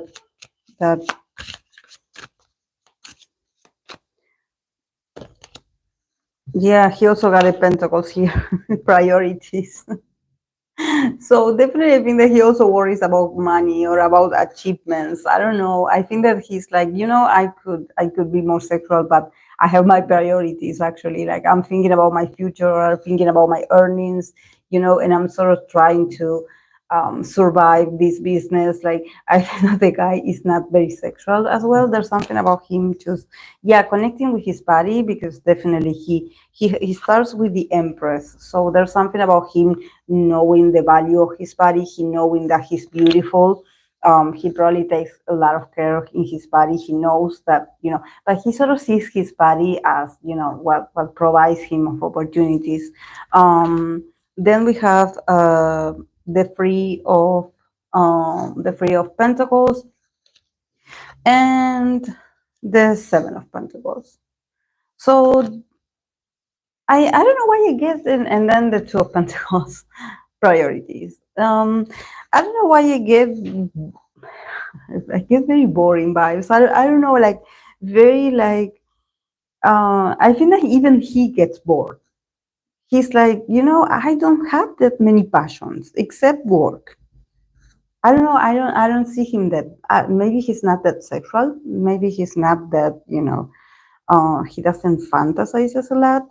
Um, yeah, with the Empress, we could see that probably he probably is like, I if I fantasize, actually I want to be loved, or I want to be adored by the person that I like. Like, I definitely want them to like me, or I want them to appreciate me because I'm beautiful. Like, I want to be told that I'm beautiful, but I want to be appreciated. There's something about the Empress just wanting to be. It's not about being number one. It's more about, like, see me, see my beauty. Like, I don't have many, like, accessories. Like, I'm just naturally I'm beautiful. Like, I'm just like natural beautiful. So I think that he's also very, I think that he doesn't do that much for his sexual fantasies. I think that he's just like, yeah, like, probably there's something about him also being famous, and probably like using his body to, not his body, but his image, being in the industry, being exposed all the time. So it's like, I wonder how that feels when you have to connect with your intimate fantasies, like when you are someone else's fantasy. I don't know if it makes sense, but I think that he's much more like, yeah, I'm like, I think that if it's about me on my own, I don't know if I have fantasies. I think that also with the Three of Pentacles, he could like get more creative when it comes to his fantasies if he had a partner, or if he had someone special that guides him or inspires him. Like, okay, what are your fantasies? Like, what do you want to do? Like, what do you like? I think that he's someone, I know he's an Aquarius, so it does make sense that I think that he needs the help of others, to get the inspiration. Because I don't see him doing it by himself, like him being like, oh, I have this, strong desire to explore this side of myself. No, I think that he probably, or he probably, I don't know. I don't think that it's fantasies, but if he has to watch something, or watch other people do it, he would be much more like, yeah, I guess with the Three of Pentacles, it's all about collaboration. So it's like, okay, you do it, or yeah, if it's on camera, I will watch it, and yeah, I will have a good time, but that's it. It's like, you guys are doing it. I'm not the one that came up with the idea. I don't see him very much like focus on that. And also with the Seven of Pentacles, there's something about him probably like, yeah, him having, his urges, his desires, but just like pleasing himself and seeing this as a, a part of his life, and doing it very routinarily, not feeling that much. It's like, I don't know. I think that it has to do with him working with his body or his image so much, and probably working with a lot of people, because the Three of Pentacles in this card, I mean, there's, there in here, there's someone being with a woman, but then there's other people above here looking at them. So I think that there's something about, maybe he has so many eyes of him, or he had always been surrounded by a lot of people, that probably he doesn't have intimacy, like he doesn't have a moment for himself, or probably he worries that there's people that are going to be watching him, or there's people that are going to be following him. I think that this is why he doesn't go that deep, or maybe he doesn't even have time. It's like, there's always people around me. There's always people around me. I cannot have this moment of intimacy, because I think that for him, he needs not only solitude, but he needs a lot of time to get inspired, I would say. Because I feel that he doesn't even know what he likes. He's still like figuring out, okay, what is my type? like I think that for him it's not about sex. For him it's more like I like the vibe of the person, or I like their personality and how I feel around them, and that's it. It's not that deep, it's not that passionate. And also with the Two of Pentacles with priorities, see, I think that he's like, I'm juggling with many things in my head. I cannot do this. I cannot do this. I'm busy. You know, I don't have the time. I don't have the possibility. I'm always surrounded by others, or he's probably always talking to others, or he's always part of a group.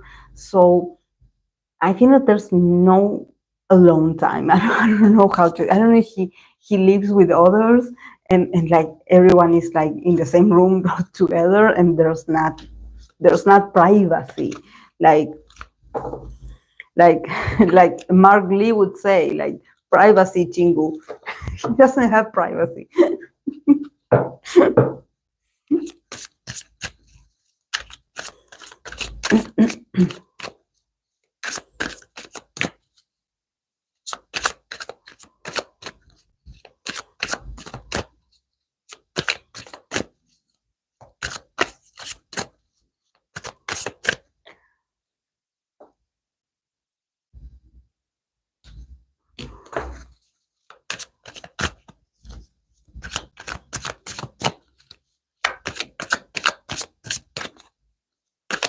Okay, someone. He's very emotional. He's a very emotional guy. And I think that somewhere it's like, it is part of him being a Capricorn. He actually, like, for him, fantasizing is very healing, and he actually takes ownership of his passions.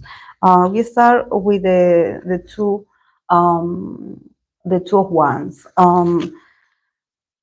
Then he has the King of Water, so he's like a great listener. He knows how to get a woman, definitely. And then we have the Seven of Cups, so a lot of emotionality. Him probably studying his person a lot, and he just loves to surprise his person. Like there's something about him just thinking about, like, okay, how can I seduce them more, or what can I do to please them more, or to surprise them. So he's very creative, even though he has a lot of, I know he has a lot of earth element, but actually someone, it's very interesting.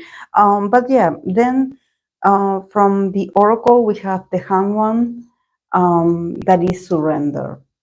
So yeah, I think that definitely for him, his journey through fantasies hasn't been that easy, because he's a very emotional guy. But honestly, I think that he's becoming a bit much more with the Two of Wands. He's becoming a bit much more clear and more masculine. There's something about him, like, yeah, I like women and I like their bodies and I love to watch them and I love to check them out, and I think that they are beautiful. He also probably, he loves loud women. Like there's something about him just enjoying the ones that are very talkative and that love the confrontation. The probably fire sign. Probably he has a type. And he also is someone that he does it very well, because I think that he is the kind of guy that it's not that he disguises as if he is your friend, but probably he's part of a group. So he's part of a group, and he, with the King of Water, with the King and this is not a fantasy. Like, this is not something that is fantasy. This is actually something that he does, which is very interesting. I think that then later he thinks about it, he replaces it in his mind, but he's a real Romeo. Like the guy is like very skillful. He's very skillful, and also he's learning to be very brave. He's learning to get rid of his shyness. He's learning to be, he's like, I want to own my desires. I don't, in my emotions. I want to allow myself to feel, because you only live once. So there's a very strong message, also here with the Hanged One. The keyword is surrender. So I think that probably when it comes to his sexual needs, maybe because he's a Capricorn, and we Capricorn, we have a bit of restrictions ever since, like, we are very young, about, expressing our feelings, expressing our desires, to be comfortable in our skin, about the way we look, or about, what to show that we really want someone. When we really want someone, we are very assertive. We Capricorn people and Capricorn placements in general. I think that I would say, out of all the earth signs, we are the most proactive one. Like, if we like someone, we go and tell them. Like, we will tell them, like, right away, I like you. Like, I like you. Like, I think that you're handsome, you're beautiful, and and of course that we have to deal with rejection, because sometimes it depends on who, but we are not that hard to get like people think. We are not that hard to get, actually. When we like someone, we know it, we like you. And just like when we know when we don't like someone, we know when we don't feel the attraction. Like, you're not my type, I don't like you. But when we do like, we activate, like, we go and we are like, okay, yeah, I like you, I like you, yeah. Like, I think that our way is very simple. Like, I know I like you, I know I find you attractive, yeah. like Actually, I think that we and Aries people, when it comes to, like, advancing, we are, head to head with Aries, because we are also very, like, we don't like to make people waste their time, so we don't want our time to be wasted at the same time. So it's like, once I figure out that you're my type, like, I'm going for you. So be ready. Be ready to have an answer, because I don't want to play. I don't want to play. And I think that for somewhat, there's something about his. I believe his fantasy is to be the perfect lover. There's something about him.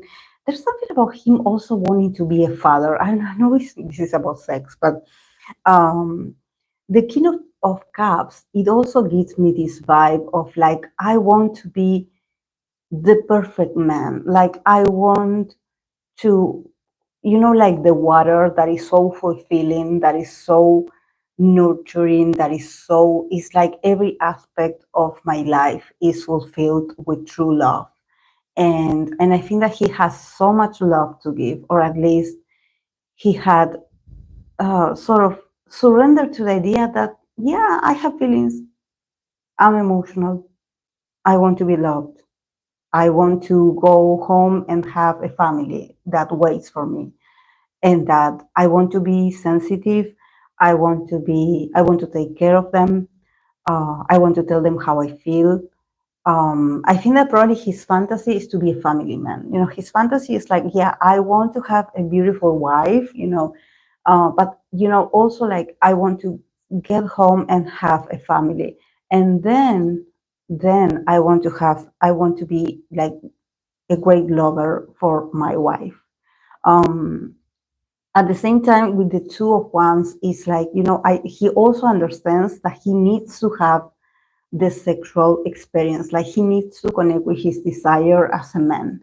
There's something about him being like, yeah, from time to time I fantasize and I'm very passionate, and probably I think about sex a lot, or I think about a woman's body when I see them and I think that they're hot. It's not that he is like, oh, I look at them and I don't feel anything. No, he does feel. It's just that he has this. He is very sensitive, but also he has the potential to always be being seen like the good guy. And he is a good guy. In this sense, I'm not saying that he's pretending to be the nice guy to get in someone's bed. No, not at all. Actually, he has the potential to be a very devoted partner.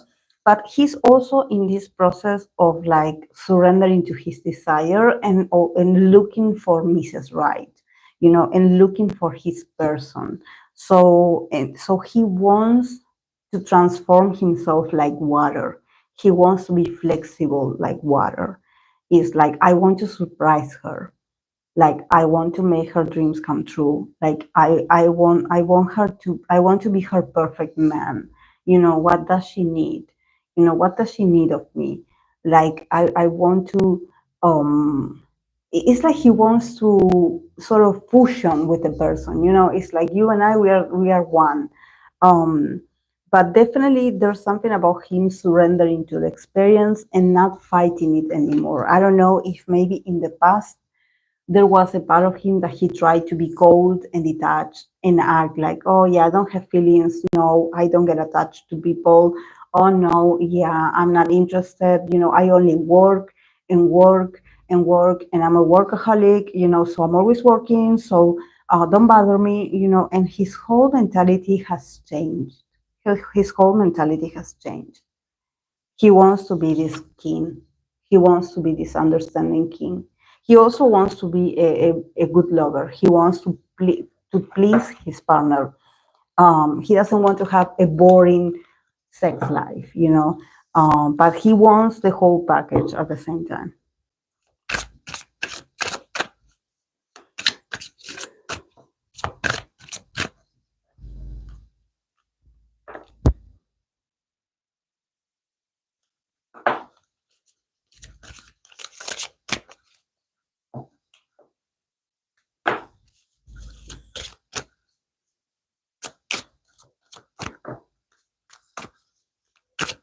Okay, Hoshi.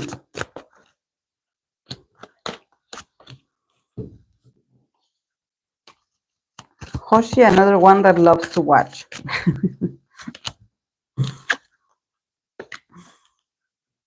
A lot of Gemini energy here. Gemini energy all the way. Um, yeah, we start with the Knight of Pentacles. This is very creepy, this guy. The Ace of Swords. And the Two of Swords. And then he has the Magician, creation. So I think that yeah, for him it's I think he loves to watch. Definitely he's someone that he loves to consume like content. Maybe he loves to watch movies or something like this. Is like I think that he just loves to watch and just not get that like into an actual like body to body connection. Is more about his mind. It's like, okay, I want to see what others are fantasizing about. Like, okay, what is the tea? He's sort of about collecting information. And it all goes through his mind. It's more like it's not about his body. Like, oh, how his body reacts. But definitely, I think that with the Knight of Pentacles, there's something about him taking his time. Even though there's a lot of air in here, the Magician is also very Gemini, very Mercurial card. So I honestly think that for him, fantasizing or maybe just watching some content about sex or about other people's sex life. Um, he sort of used it as an investigation or as a project. I don't know why, because with the Magician, it says creation.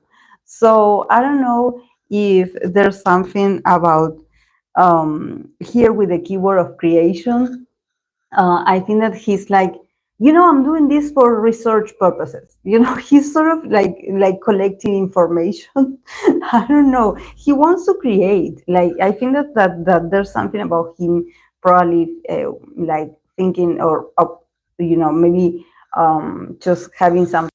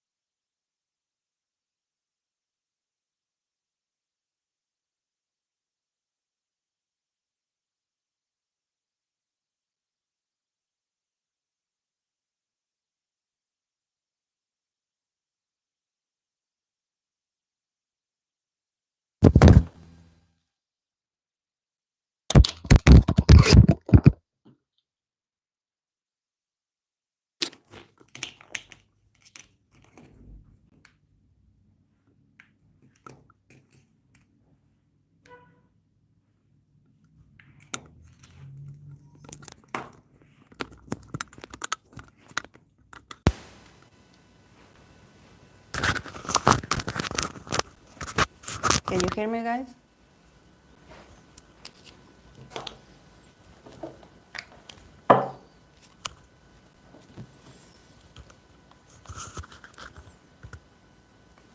Ah, okay.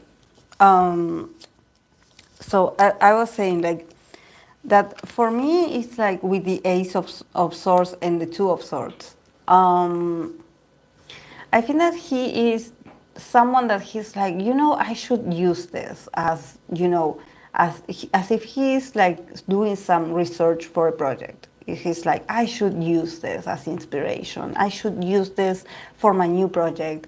Like, how does sexy people do? What do they fantasize about? What is it like to be the perfect lover? Because in a song I have to talk about, be the perfect lover or be the perfect person. So how does it feel? And how do I get to be more like I don't know, like more sexy, with the Ace of Swords and the Two of Swords, there's probably, yeah, using for choreography, yes, and also there's something about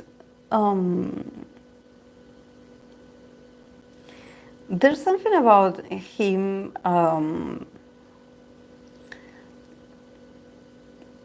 Just like starting something, like for example, like okay, like I have these needs or I have these ideas and this fantasy and I have this vision in my mind. It's very rational. It's very, but it's like as he starts, he changes. So the ace and the two of swords, there's something about him playing with different ideas, playing with different resources. Like for him, everything is educational.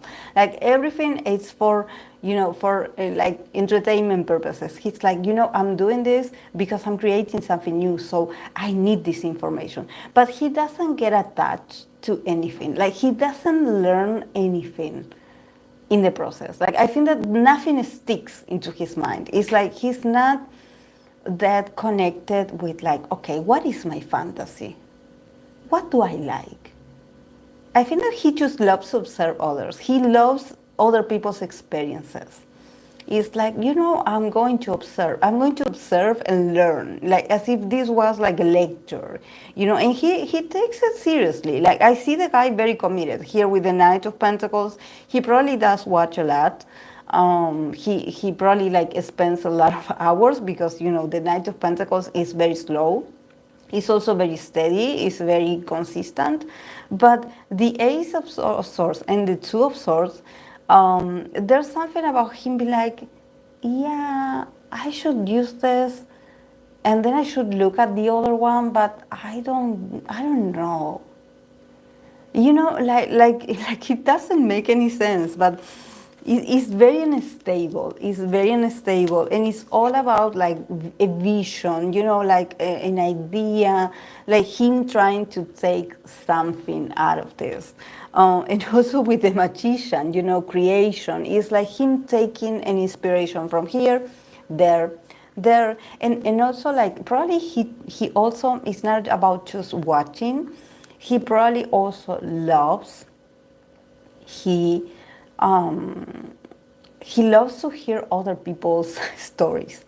Like probably he also loves to hear other people's like sexual fantasies or just talking about their experiences. He's like, oh, I like this. Like, tell me more, tell me more. Like, but as if he was a journalist. There's nothing serious in here. There's nothing like, oh, it's my idea or it's my desire. No, he's like, yeah, this is all for work, or at least this is how he's transiting this. Maybe he's in a process where he still doesn't know what he wants. He still is not that connected with that sexual part of himself. He's still very focused in being the magician, in being a creator, in being this very adaptable character. He's very much into his artistic self. So I think that this is why he's a bit detached from, from like I don't know what the mundane, the mundane is like, yeah, don't think about those things, it's like, but yeah, because maybe because his life is all about creation, so he doesn't have the time to focus on like, okay, what do I like? Or maybe he hasn't found the person yet that he's like, oh, I want to fantasize about this. He still hasn't found it.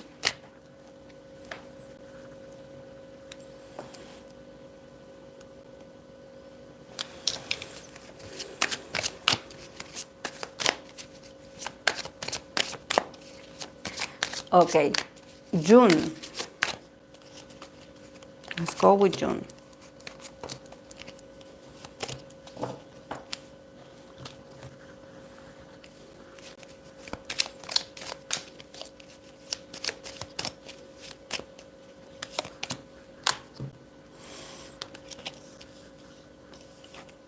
Very passionate guy. Another one that got a lot of wands.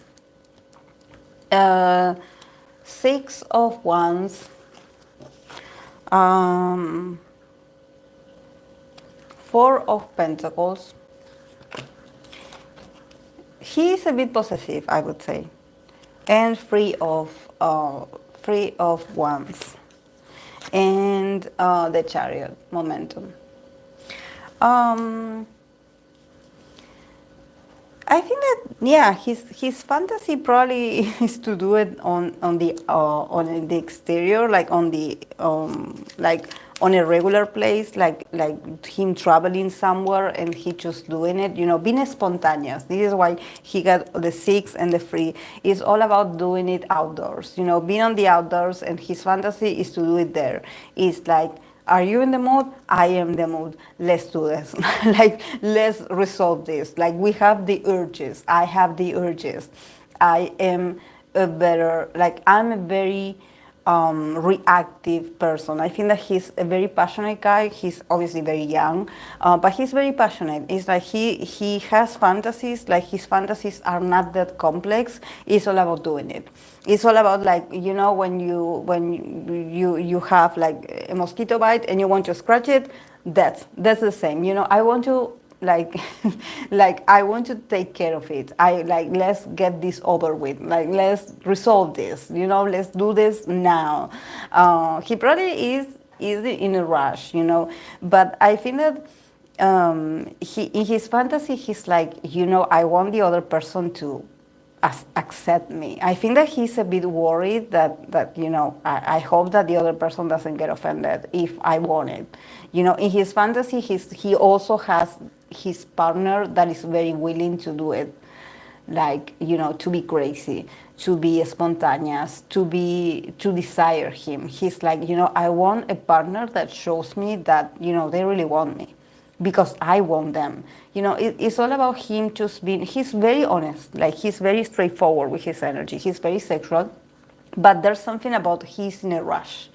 It's like, okay, the momentum is now, the moment is now, the chariot, also here the chariot, the momentum is like, let's resolve this now, because I have to go.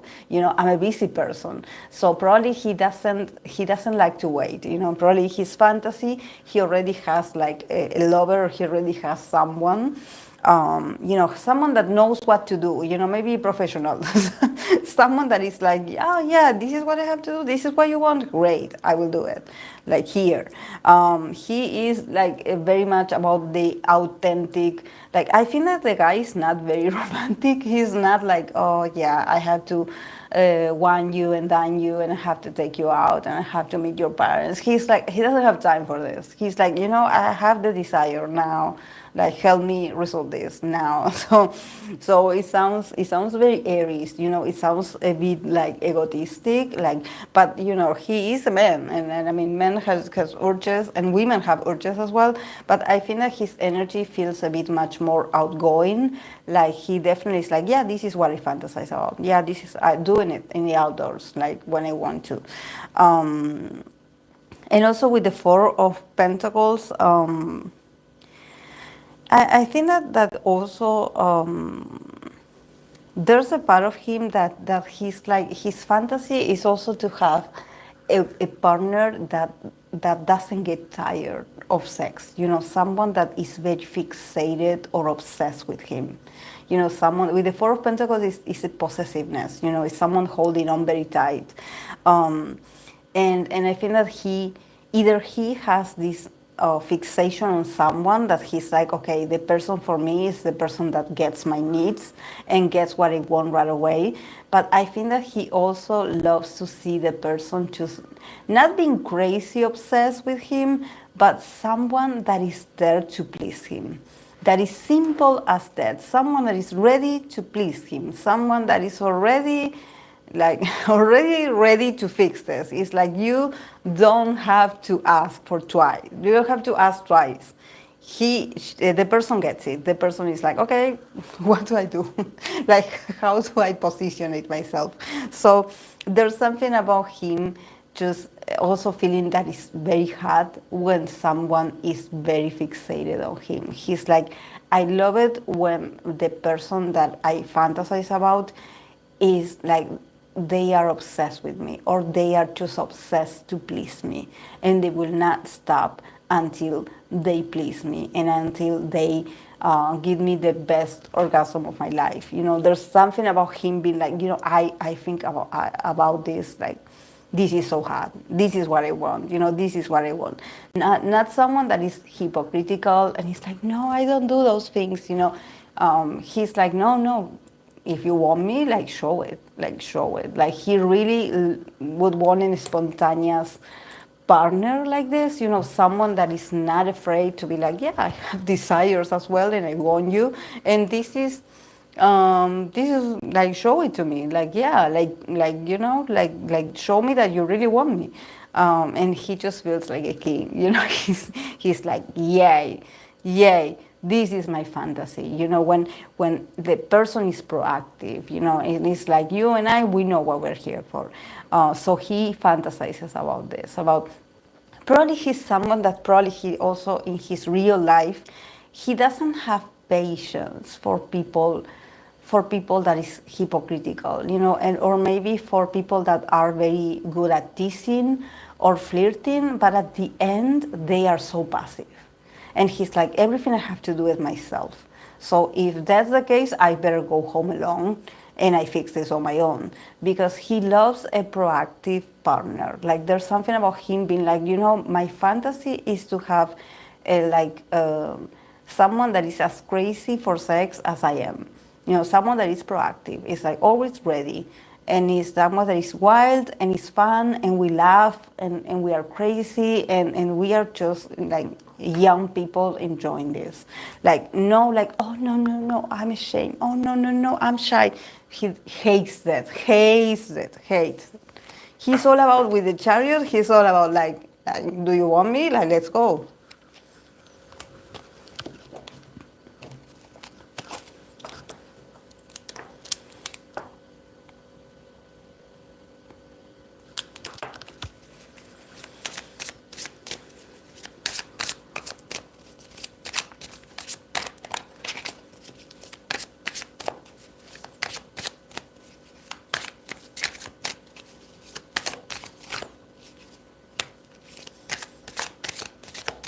Yeah, his fantasies he shows as well. Yeah. Yeah, because you know the fire cards or the wands show that he doesn't have any inhibition. You know, he doesn't have like inhibition. He's not shy. He's like, okay, the outdoor represents how he views the intercourse, or he views the fantasy. He's like, you know, this is my field. This is open. I'm going to recreate it, and I'm going to go crazy in it.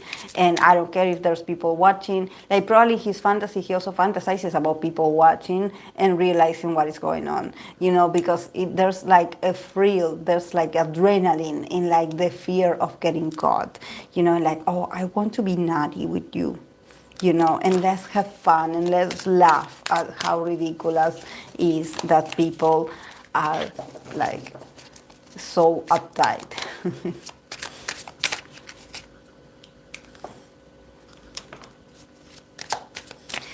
Okay, the 8. The 2 of Wands today has come out a lot, the Two of Wands. So, oh, so another one that feels spontaneous. Like, I'm happy for the 8 because usually when I read for him, he acts all mysterious, like the mysterious man he is. But in this aspect, I guess he owns his, not so much. He got the Hermit. So I'll keep my words to myself, sorry. Okay, yeah, another one that is a pleaser, another one that loves oral or to please, to go down on their partner. That I also tell you, like, this is a way of also, like, having some kind of power over your person because you go in there and you're sort of in charge to help them to achieve the climax. So it's like, yeah, you love to watch, you are in there, but you are doing the work, but at the same time you have the satisfaction to control the moment and control your partner's responses. So it's a passive way of control as well. 4 of Wands, the Tower, and 2 of Wands, and then the Hermit. Seek truth. So yeah, the Tower and the Hermit. So it's all about, like, what you think about me or what you think about my desires. It all can change. It all can, like, destroy itself. Like my ideas of intimacy or my fantasies, it can change. And I can change and destroy my own fantasies and not want to do that anymore, or just not thinking about it anymore. I think that definitely he's a guy that he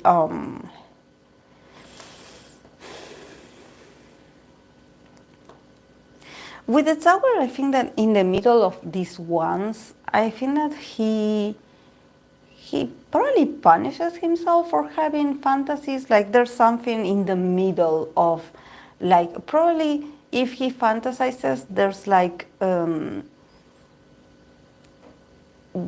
a distraction of, like, oh yeah, these are just fantasies, or this is just my body talking, or this is just passion, this is just natural of my body to have desire. Like him being very rational about it and also being very detached about it. Like him being like, oh, these are my instincts, I have these, like, are my animal instincts, I have desires, yeah, I have fantasies, yeah, I have very wild fantasies, like I actually think about sex all the time. But in the middle with the Tower, there's something like, yeah, I can also I can also be turned into a nun, not a nun, but a priest. Like there's something about him destroying his reality from time to time and being like, yeah, now I'm celibate. I'm celibate. This is why we have the Hermit. This is why we have the Hermit, because then he says seek truth. So see, for him, there's something about him having ownership of his desires, and he's like, yeah, sometimes I have fantasies about this, about pleasuring my partner. Like I love it. I love oral. I love the foreplay. Then with the Two of Wands, is like I would like to explore, to have like different partners, to be with 2 people, to have a threesome, to, I don't know, go to probably like a sex party, and just watching other people have sex, but the Tower in the middle is like an energy that is like, it's so disruptive, it makes the whole foundation shake. So there's something about him destroying his own fantasies. It's like, okay, yeah, this is today, but maybe tomorrow it's going to be something else. Because he is in the seek of truth. He is probably someone that he works a lot on himself. He probably is very much into introspection. I don't know if he is a believer in something. I don't think he has a taboo about sex, but there's something about him being like, yeah, I can be addicted to having fantasies, but at the same time, I can cut all my fantasies and not think about sex for, like, I don't know, 6 months. So it's like he is this very interesting person where, when I got all these ones, I was like, oh, mira, look at this, at this passionate energy. And all of a sudden I have the hermit in here. The hermit is like, you have no idea. This is just like the beginning. Like, I don't know why it can turn into something religious for him at the end. It seems like he's challenging his own beliefs. Like, there's a part of him that he's like, I have urges, like very passionate, and I have very wild fantasies, very vivid and very, there's a lot of compulsion, a lot of intensity, like a lot of passionate and aggression. And maybe, when he envisions his fantasy, or maybe him thinking, or, maybe watching something, he just loves like hardcore sex, and just this very passionate sex, like a lot of action, a lot of body parts, just being thrown here and there. Everything is very fast, everything is very furious and passionate. But then with the tower and the hermit is like, yeah, I'm done. Yeah, I'm, I'm going back to myself. So I don't know if he's also in this process where he's trying to figure out what sex means to him, or what fantasies mean to him. Definitely he acknowledges that he has desires, but I think that I don't see that he uses sex to connect intimately with someone. I actually see him very alone. With the hermit, it's like whatever he's learning from his passions, he's keeping it to himself. So I wonder what he's doing, because it seems like very, like, it's not selfish, the word, but it seems like this is supposed to be fun. Like, what are you doing?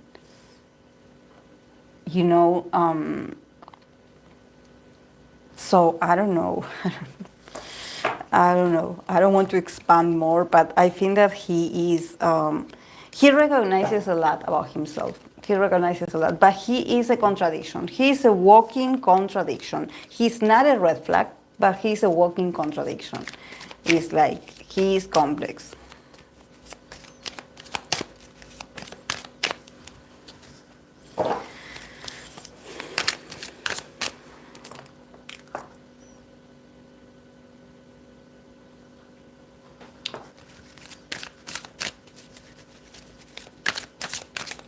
He has such Mars. Yeah, like something like about him, like I wouldn't say like he escapes, because it's not that he escapes, but I think that he goes into this mode of like, yeah, this that I experience, I need to take this lesson and go and isolate myself and work on this. It's weird because I don't know. I think that it doesn't say much about him wanting to connect with another human being. It's weird.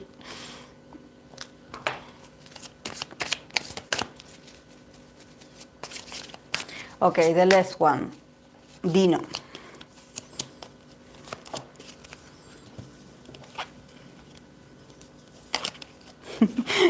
For Dino, he fantasizes to be with a lot of women. A lot of women. I see a lot of women, like all pressuring him.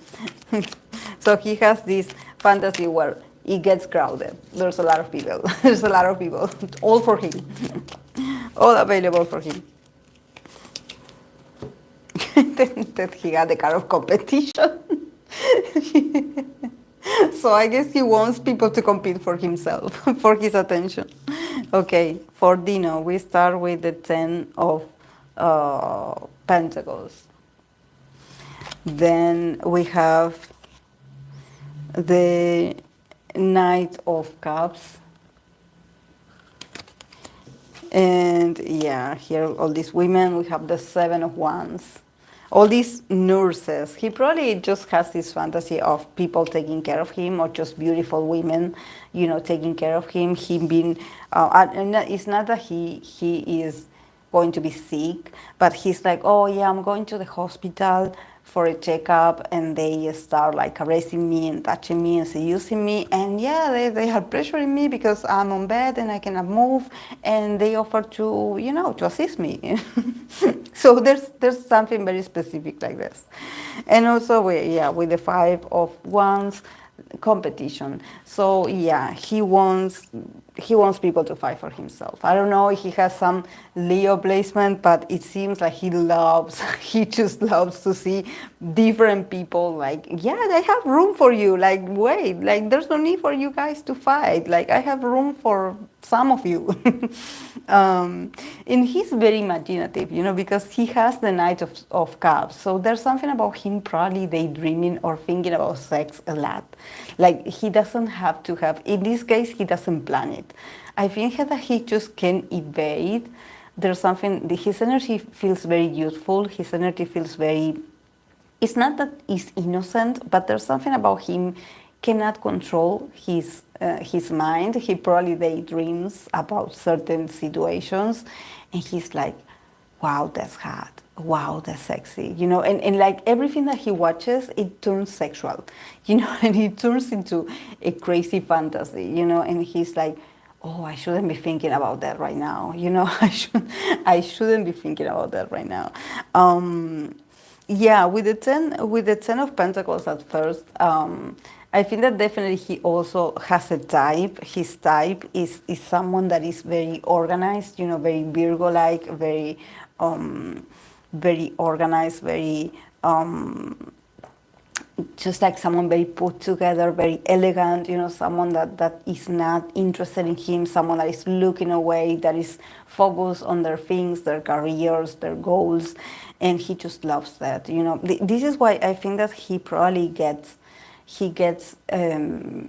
aroused in the calmest moments, you know. There's something about a lot of quietness or just maybe a routinary thing, and he starts daydreaming about that person. I think that is someone that he sees, maybe it's someone that he sees daily, and I think that he finds attractive how this person is minding their own business.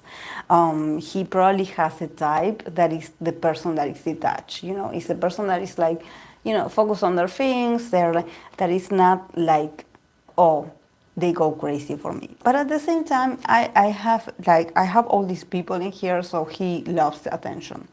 He loves to have different options. His fantasy is like this. He wants to have probably energy. I don't think it's energy, because I think that it's more like, I want to have these 5 people for me, to please me, because, you know, I cannot please myself and I need their help.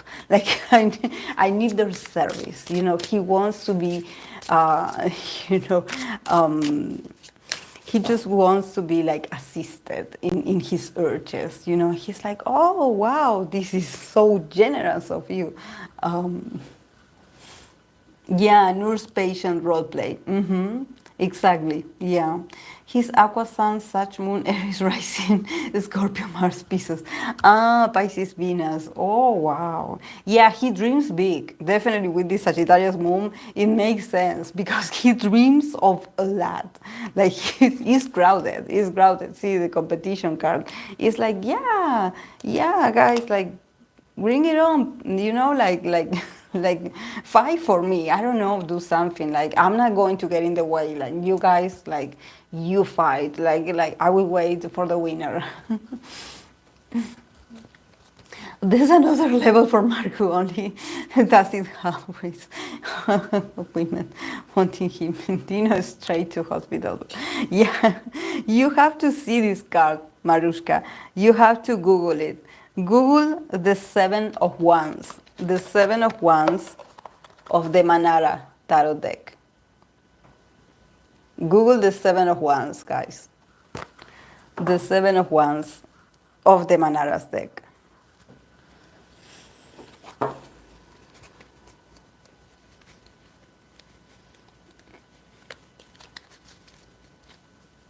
The nurses after watching the fights. Does he want these nurses at the same time or one after another? No, he wants them all at the same time. Like, all dividing the sections, dividing different areas of himself. He's like, I have love for all of you. Like, don't panic. I'm here. I have love. Oh, it doesn't show. Oh.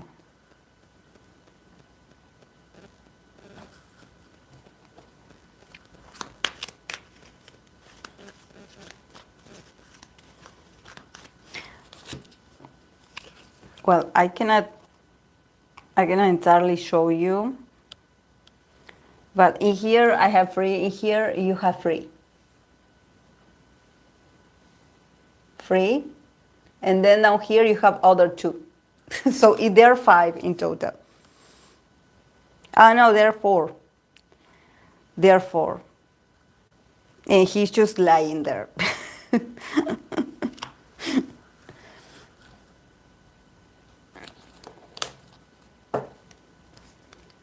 He's just like, oh, well, it is what it is. They are helping me. They're being helpful. They're being nice. But yeah, definitely, if you said that he has Venus in Pisces, it makes sense because he is a bit like, he gets stuck in this fantasy world, where his imagination is very vivid. He's like, oh, wow, and he amazes himself for his ability to dream, but he owns it. He owns it. This is why I think that this is actually the mind of someone. It's not about normalcy. It's not about like what is normal and what is not. But I think that he definitely uses that the fantasies. Like he's like, yeah, it's a fantasy. I can, I can dream, right? He's like, well, like I will go further.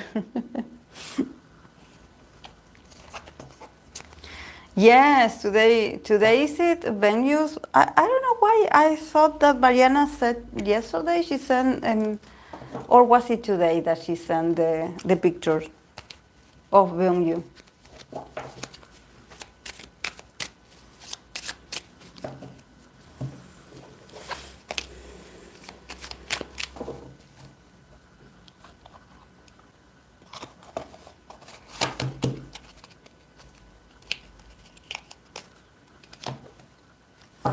Well, thank God, guys, it stopped raining because I was talking very loud because all I can hear is the rain. So I cannot hear myself.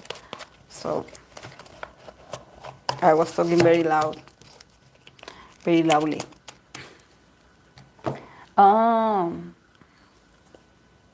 Oh yeah, today is the first. Oh yeah, but maybe since we are a few hours behind, maybe she shared it yesterday.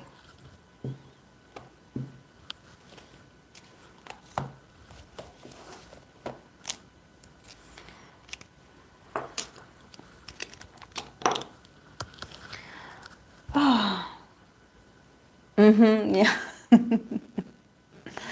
Oh, this was great, guys. This was great. Thank you so much for joining me in this. These are a lot of people. Sometimes when I have to read for 17, I'm like, but I mean, the good thing is that there are a lot of carrots that are very happy for the content. So I'm happy that they are enjoying it. This is why I'm doing it. Usually when I started reading for 17, there wasn't many readings for 17, and it's a whole challenge to read for a lot of people. But yeah, if I'm going to start, I want to do it properly for all of them, just like I do for the boys as well. But yeah, I hope that they enjoyed it. So if you guys enjoyed it, please don't forget to give a like to the video, so it helps me a lot. And if you know about the guys, because since I'm not a fan, I love them, but I'm not a fan, I'm not that into what they're up to or their personalities. So if you can share your feedback about what you think about them, I would appreciate it very much, because I'm always learning from them. So So yeah, guys, what a lovely marathon. Thank you, Hope, for being here. That was so different with 17, but Dino was the best. Yeah, the less for us. Yeah, he was the most authentic with June. June also was very authentic. Yeah, thank you guys. I'll see you on Saturday. Of course, that if you want to leave recommendations for Saturday, so I can sort of visualize what we're going to read about or a certain dynamic that we can have on Saturday. I don't have much readings to do, so if you want to leave your recommendations, I can add them to the list. So yeah, I'll see you on Saturday. Thank you guys. Bye.